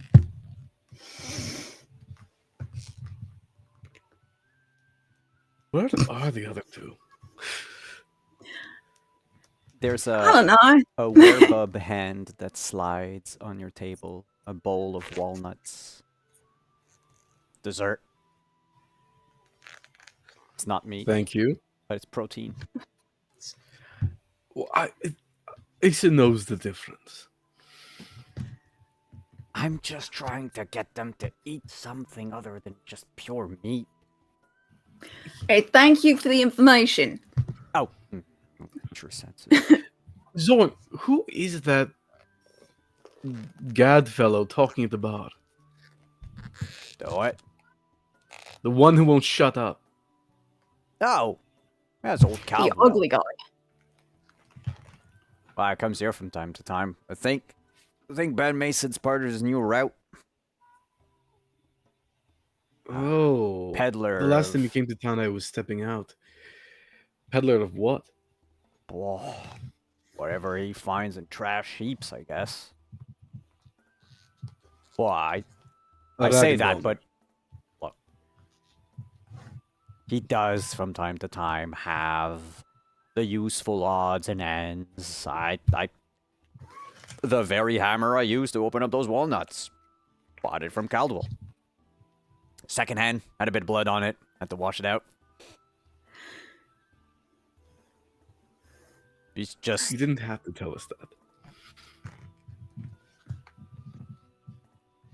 Look, I'm not here to make a sales pitch.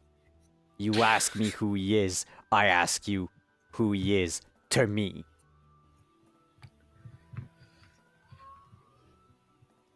Why? You're in the market Curious. for a door hinge? What? Yeah, he tried to sell me a door hinge earlier. Why would they have a single door hinge? I don't know. Or That's he mad. kept going on about how mine was creaking. Creaking. I mean, My he's hairy probably- ass. trying to upsell you. Pretty much. Eat But some yeah, no, walnuts. he's Eat a some harmless walnuts. he's a harmless fool. But But sometimes he does have the odd and that one might need, and so for most people here, I guess that's kind of like the semi-annual curiosity. Caldwell comes here a couple of times a year with brand new wares, and maybe you find something, maybe you don't, and cost you a couple crowns, and up he goes.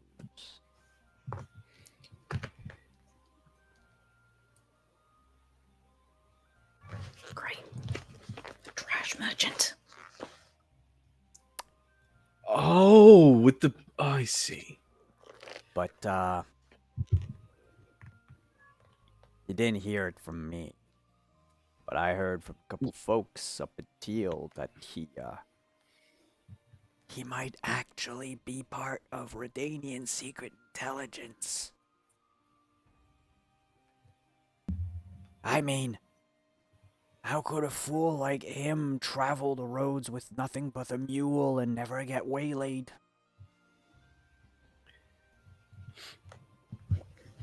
You think he's with the Danian intelligence?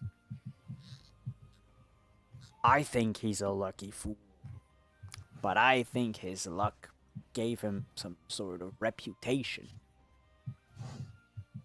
I mean, maybe the guy gets waylaid every so often, he just never talks about it. See how cheerful and chirpful he is, and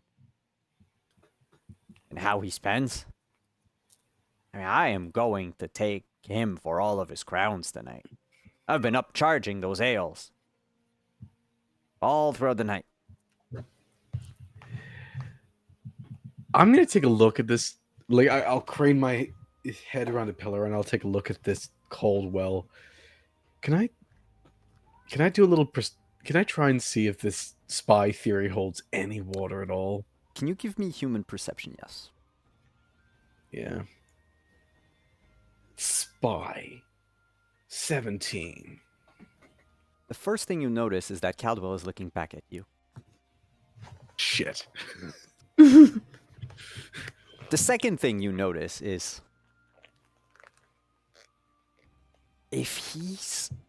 even if he were Secret Service, he looks pretty much unarmored. Even if he were the best spy in the world, he would need to also be able to fend off bandits by the dozen all the time. Nah, the guy probably isn't waylaid because he sells trash for the most part. I was about to say, he doesn't get robbed because he has nothing of value. Yeah. He might get robbed of like a couple of things of value, and that's why there's never anything of value in between villages, because they're not going to get like rags out of this or what have you. It's... Could he make a good informer? Yes. Because he travels. He has a route, according to Zorn. Maybe. Maybe he's just an NPC with a high luck score and nothing else in life. What's the term, NPC? Yeah, sure. He does look at you though, and he takes that as an invitation. And he drops a couple crowns on his table for that other lad who's now down to this like 12th mug. And he takes like a knapsack with him and brings him over. Hey, Brent. Mind if I he's just like drags a chair over and sits down. I saw you look at me from across the room. Come. Sit. Thank you. Thank you for the invitation. Oh, walnuts. So, You, Zorn told me that you had an accident before. I hope the potion I gave Wreath was useful. You look up on your feet. I guess it worked. What was it? Oh, the potency elixir. Potency elixir. Well, yeah. And where did you get it?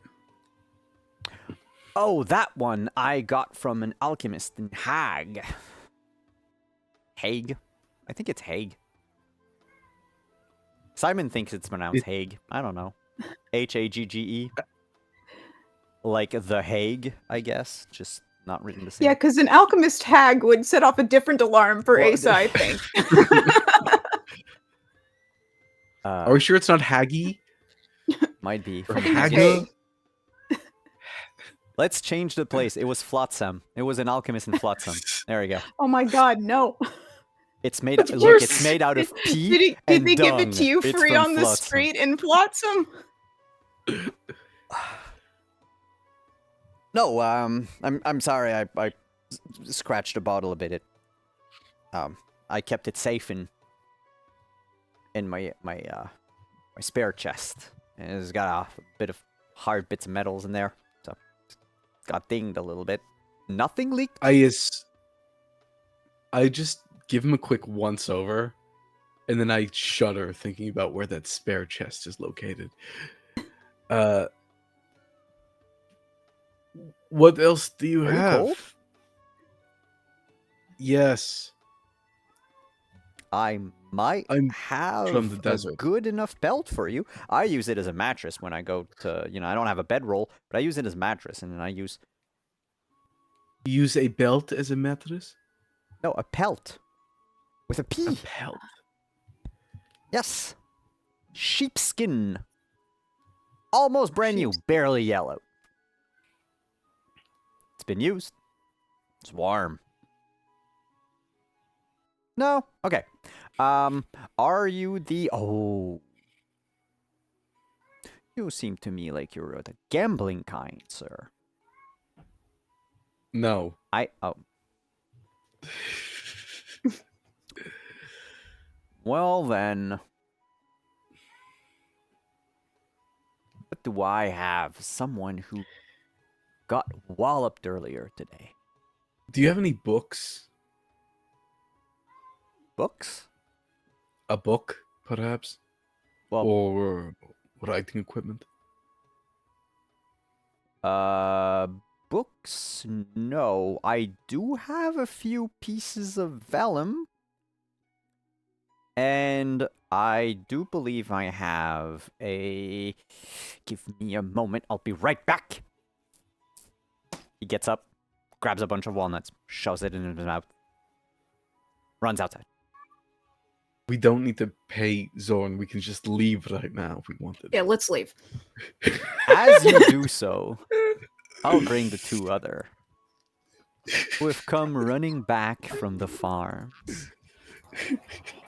You would see in the courtyard of the inn, running out of the inn and like rummaging in haste in like all the bags and boxes tied up to his mule is Caldwell. He doesn't acknowledge you. He looks very focused on trying to find something. There's light music coming out of the inn. Smells like warm bread and wine. The scene is yours. Do whatever you want with it. We Do you tried to escape. Barge into Yeah, the we're inn, leaving. We're gonna or- try and stealth past this guy.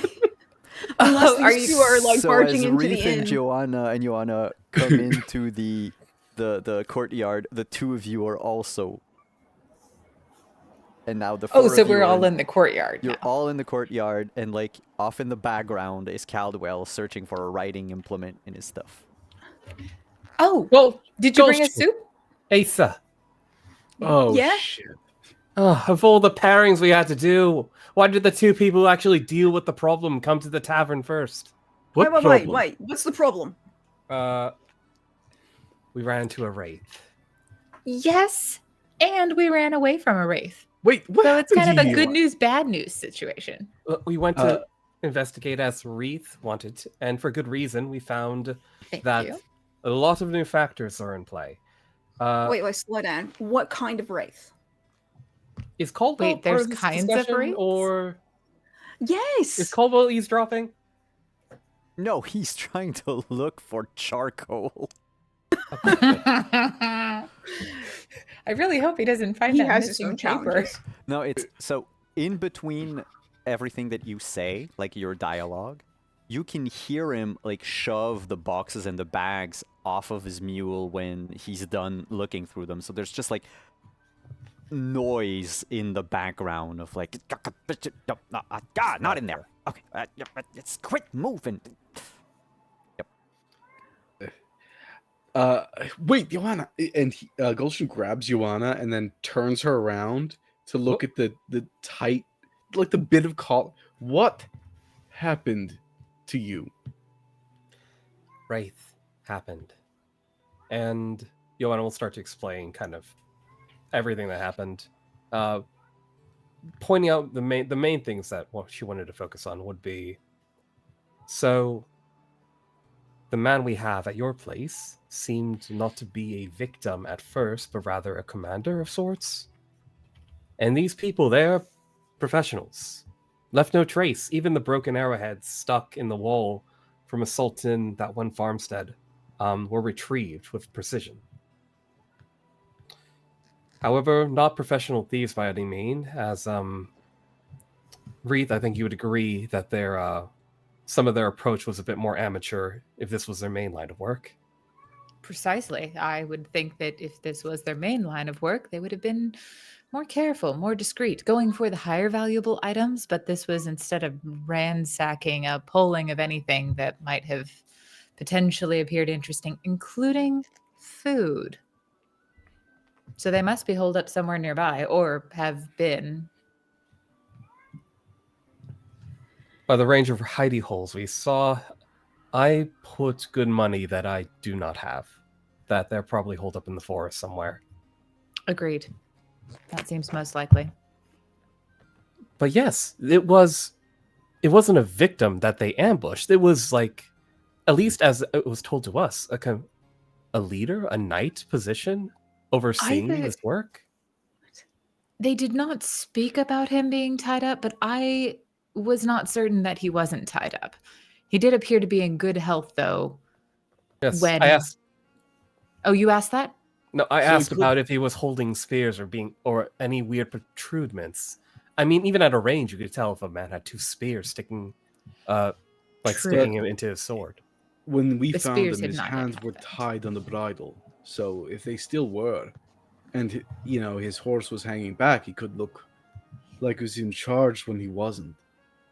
Possibly. Potentially, yes. And interestingly, though, leading credence to Joanna's theory, is that the horse appeared nervous, as though it wanted to run and yet didn't, which indicates that perhaps the rider was in some form of control.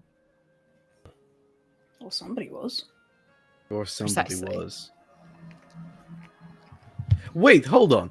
You skipped over the wraith bit again. What wraith? There was bandits. Oh, The this race poor happened at the woman. end. Yes, it was Poor woman. incredibly sad. They have not had any luck at all.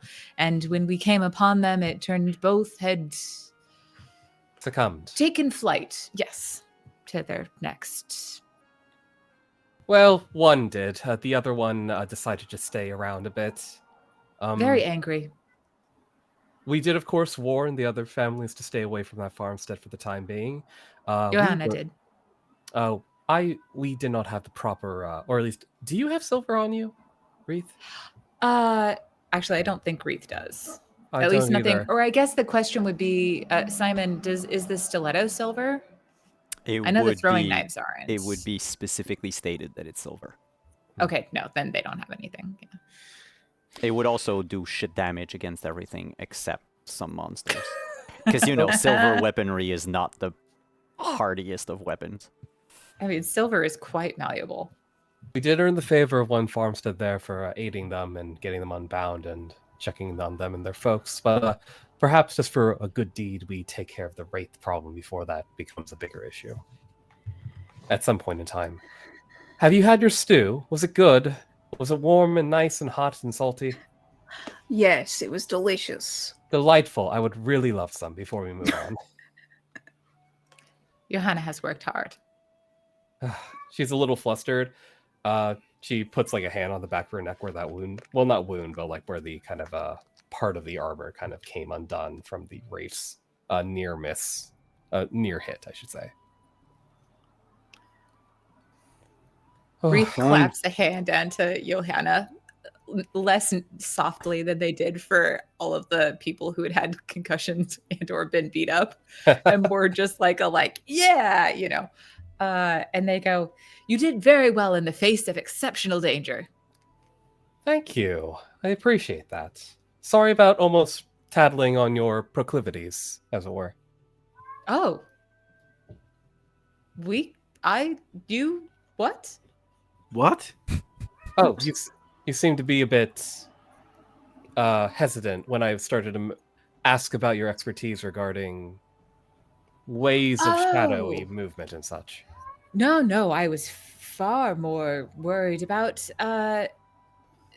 them learning more about these people than they needed to.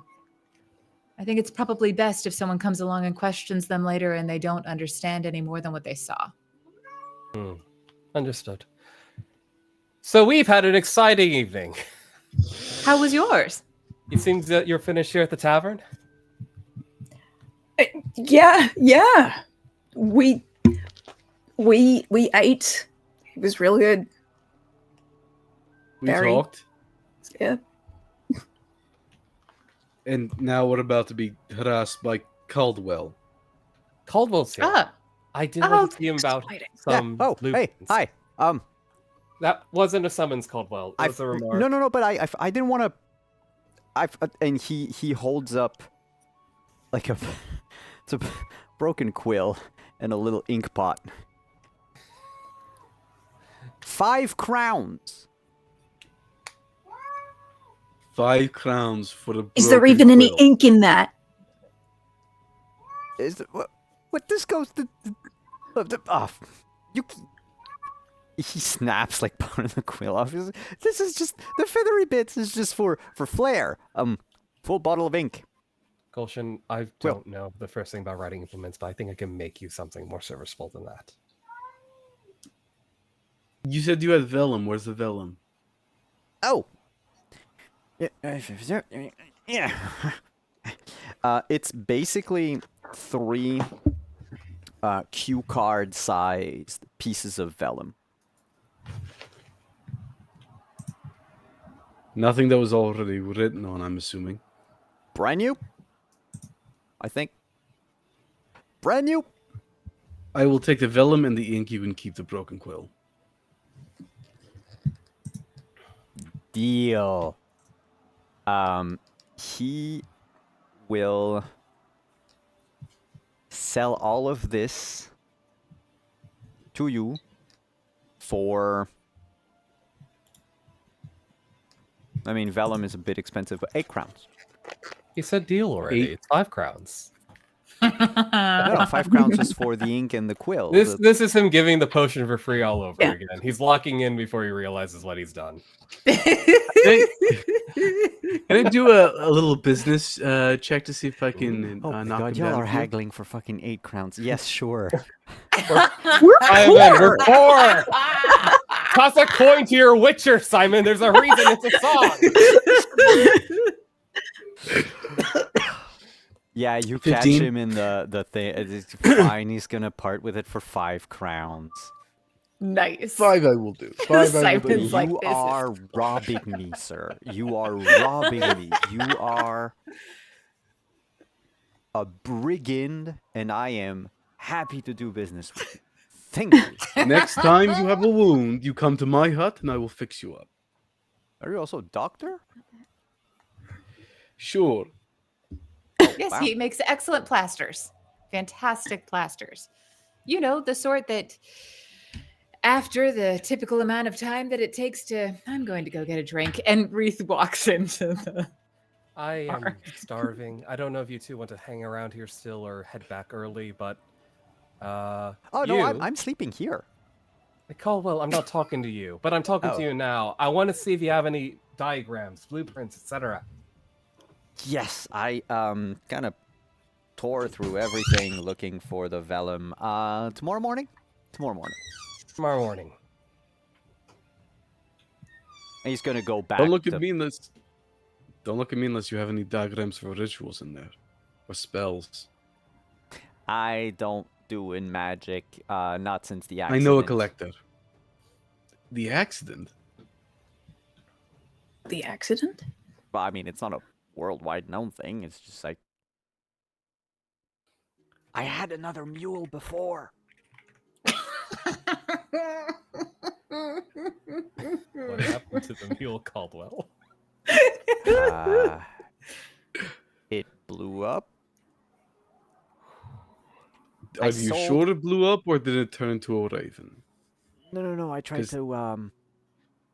I had this. It's like a lengthy sheet of parchment with like drawings on it and whatnot. And there's this student from Banard who. You didn't read it out loud, did you? Well, I don't. He did. There's a wraith of a mule somewhere haunting the crossroads, waiting for this guy to come back. But Just you screaming. should have seen the look on his face when he figured out what it was right before my poor baby just got stabbed by like 1,000 needles.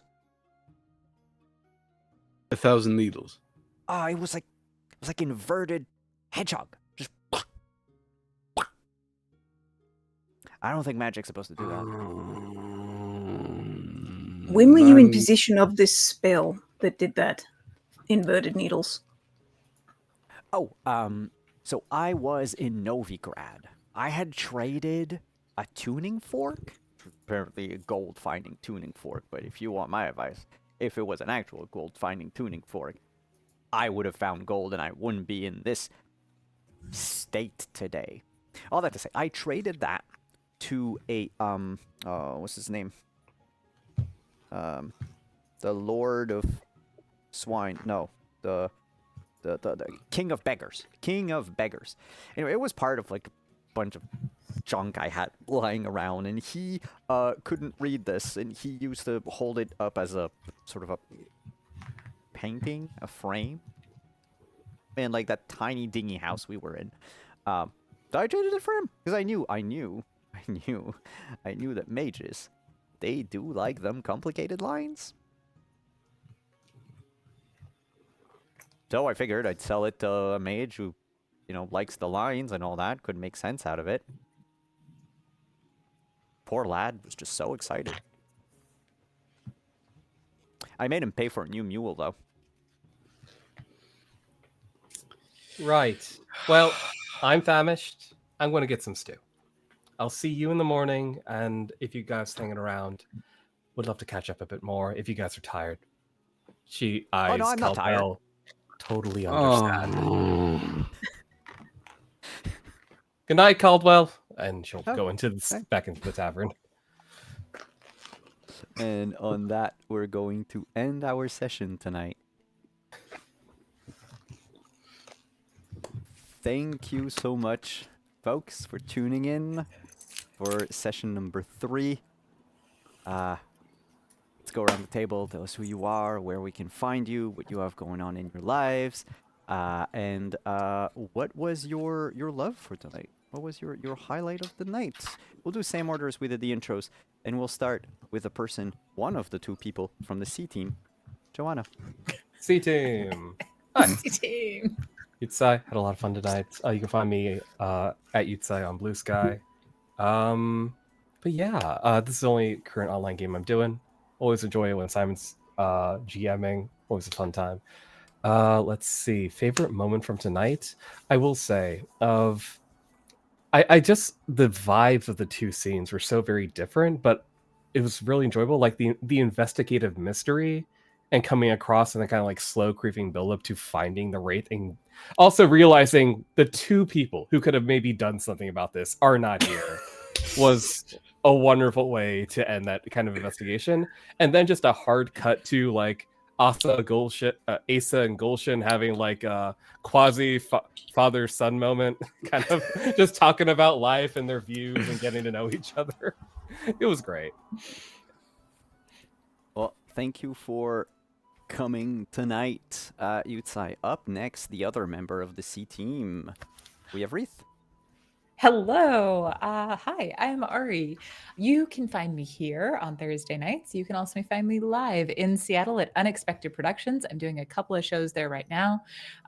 We have Poe Unexpected, which is all about, it's based in the style of Edgar Allan Poe, and it's short scenes similar to his short stories, done in different sorts of styles. So one of them is a completely made up on the spot poem. And it's just a sort of evening of that. There's also another show that I'm doing there called Horror Unexpected, which takes seeds from your life, the town you grew up in, the thing about your town that maybe other people wouldn't get, and then creates a beautiful, heartfelt horror story out of the whole thing, which is just a lot of fun. I love that show because there's not a whole lot of opportunities in horror to play with that heartfelt side of things. But I feel like the horror payoff is so much more interesting when you care about the characters because you just saw them say, I'm really interested in this, you know? So that's happening. And my love for tonight is actually, Simon, it goes to you with the way that you built through that set of, you were like, okay, here's the 4 houses. So the way you like basically telegraphed, hey, the end house is going to be something really bad. Because you started to telegraph that in a little bit early, but specifically when we hit the 3rd house of like, oh yeah, they've just had bad luck. And I was like, oh, we're going to die in this house. Like, which good news didn't happen. But like I look at that and then I also see the depth of the characters you play, like with Caldwell and his excitement and his like getting charged or negotiated down from 8 crowns to 5 crowns. And, you know, it's so much fun to see the world that you build and the characters that you bring to life and the way that you tease tension through the whole length of the story. Thank you. Thank you for coming. And now, the first member of the W team. Gulshan. The Witch and the Witcher. Yes! We have the C team and the W team. And together, the 4 of you make the CW. Oh, I thought you were going to say WC, and I was like, water closet? Oh, no. No, we have drama and hot people, so it's the CW. No, yours is way better. My God. Hi, my name's Jordan. I play Gulshan. My God. I'm not doing anything right now. Well, I am, just not the kind of thing that you'd be I work. Okay, I'm working. But starting November, there's going to be a really cool mini-series on Game Master Monday's podcast called American Demigods. And I'm playing the Canadian amongst the American demigods. It's already started off to quite a bang. And there's a lot of, queer people. So it's going to be a lot of fun. A lot of queerness and a lot of fighting against fascism in a very direct, obvious way, which is nice. As for love, I'm gonna give my love to Han because just Ace's character is so built. It's just built well. You know what I mean? Like you can really get that kind of. There's that youthful energy, and there's that I don't really know what the fuck I'm doing energy. And they're always coming to play behind this mask of, I am the Witcher, and thus I am a good fighter, and I am strong. And those things are true. But also, you're a growing boy who doesn't know what he wants from the world. So here's some walnuts. It's very, you know, I love it very much. And that's me. Thank you for coming. A quick question for you: is it a Scion game? American No, Demigods. it's Okay. literally PBTA's a PBTA game called Demigods that we're playing. Oh. Yeah, it came Check it. around. So I learned this recently. It came around the same time Masks came about, just a bit before, so it got completely overshadowed. I'm gonna have to look into that. But the last member of our W team, The Witcher. Asa. Yay, the W team. I am Hannah, I'm Hun, and this is basically all I'm doing, like right now, and for the rest of the year, I think this is it, because my convention season is basically over until next year, so I'm just chilling and having a good time here. I am so happy to be here. Every single time has been just the greatest.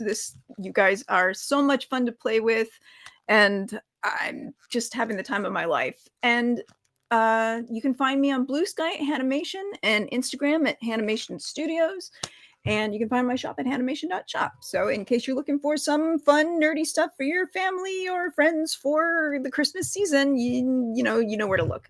And don't forget to use that code in the chat for 10% Yeah, I off. disabled Nightbot because I wasn't sure. So You weren't sure? I Well, I'm wasn't sure sure. if the code still worked. I'm pretty sure the code still works. I don't know. I haven't spoken to any of my sponsors in years. I haven't spoken to you as You're my speaking sponsor. to me right now. Yes, but not in like this. You don't have the sponsor hat on. I haven't spoken to you with the sponsor hat on in forever. It would be kind of hard to fit a hat over everything I've got on here. But Yeah, Mr. my love for Druids are tonight- weird, but I have antlers. You know. that's a spoiler, dog! They saw your portrait. Well, they didn't see my makeup anyway. No, but your portrait They- has the. All right. Well, you can find me. You know where to find me. Anyways, so my love for tonight has to be the last like half of the game where we got to have like the interaction between groups that haven't really gotten a chance to interact that much yet, because most of the time it's been like Wreath and Gulshan have their sort of pre-existing thing, and then Asa and Joanna are sort of less acquainted to the others, and so they sort of like have to hang out. But this time we got, Joanna and Wreath got to have their really great chemistry doing all this investigation, and like their skill sets worked really well together to do the investigation and talking to these people in a way that was very humanizing, and very like the compassion that Joanna had for these people that she didn't even know, for a situation that was very weird and scary that she's probably never been in before, was so cool and really gave the character a lot of growth. And Wreath, of course, is always on top of everything, like very chipper, very like split moment, knows what to say, super, super intelligent. And then the interaction between Gulshan and Asa in the tavern was so much fun. Thank you so much for that, because we got to have that sort of like the man who is jaded and has seen the world and has learned valuable lessons about, what he wants to do with his life, versus the kid who has seen nothing and done nothing and knows nothing, but pretends to know and see and have done everything. And it was just sort of, the juxtaposition was really, it was so cool just to let the characters have their sort of like organic mesh moment where they sort of were feeling each other out a little bit and realizing what they could be a little more vulnerable about with each other, as opposed to the sort of like instantaneous hostility that was sort of present in the first episode. I have a gremlin in my lap who keeps trying to eat my gloves. But just those are my loves for tonight. Thank you guys so much. That was so much fun to do. Well, thank you for coming. I am Caldwell, and I am probably the worst joke and species I've ever created. But hey, I will invite myself into your homes and try to peddle my shit. No, but in all fairness, I am Simon. I'm Wondering DM. Thank you so much for coming tonight, everyone. Thank you, players, for taking time off of your week to come play in this very... Well, I guess right now it's still just mysterious and tense and confusing game of mine. You can find me this Sunday. If you are in Montreal, I am giving 2 panels at Draconis, the TTRPG convention. And after that, I am rushing back here for episode 3 of our Roleplay Reflect Cycle 1, where I play Haley, with just the worst tragedy written name ever. She's an investigator and also a troublemaker, apparently, on the ship. I know nothing about the Expanse. I am learning as I go. And that's it. It's going to be our second and last, basically, session of playing the Expanse. And then the week after, we're doing our reflecting, where we talk about, the challenges that were hit during the game and what we thought of the rules and the setting and everything. And then after that, we're hopping into my cycle, where we are going to play Rogue Trader for 3 weeks.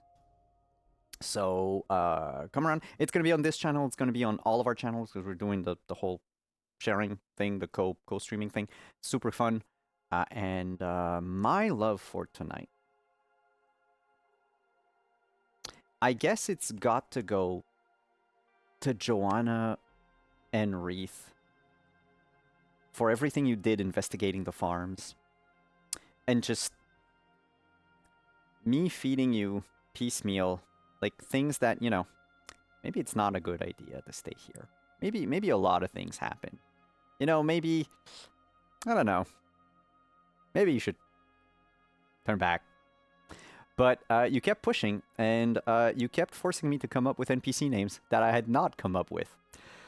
And yeah, that was kind of a challenge, because I was like, oh, I have to think about Polish names, but I have to think about Dwarven names that are like Dutch in this world, kind of. And then I realized most farmers wouldn't have a last name anyway.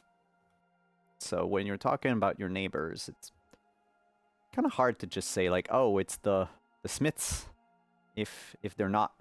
I guess everyone's called farmer. That doesn't really work. But now I have names, and I will know for next time. I will come pre-armed. But Lotion, yes. Huh? Lotion was one of my favorite surprise NPC names that I have Lotion? ever heard. Yeah. I thought you said Lotion for the dad's name? Yeah, it's L-O with an accent, S-H-A-N. Anyway, I took it as Oh, no, Lotion. I like. I also have an accent, so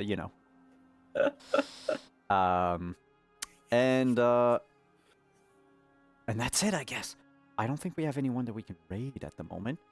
Oh yeah, there's Critical Role. Go watch Critical Role, I guess. Thank you so much for coming, everyone. We'll be there next week, and I'll leave you on the intro video. Bye-bye.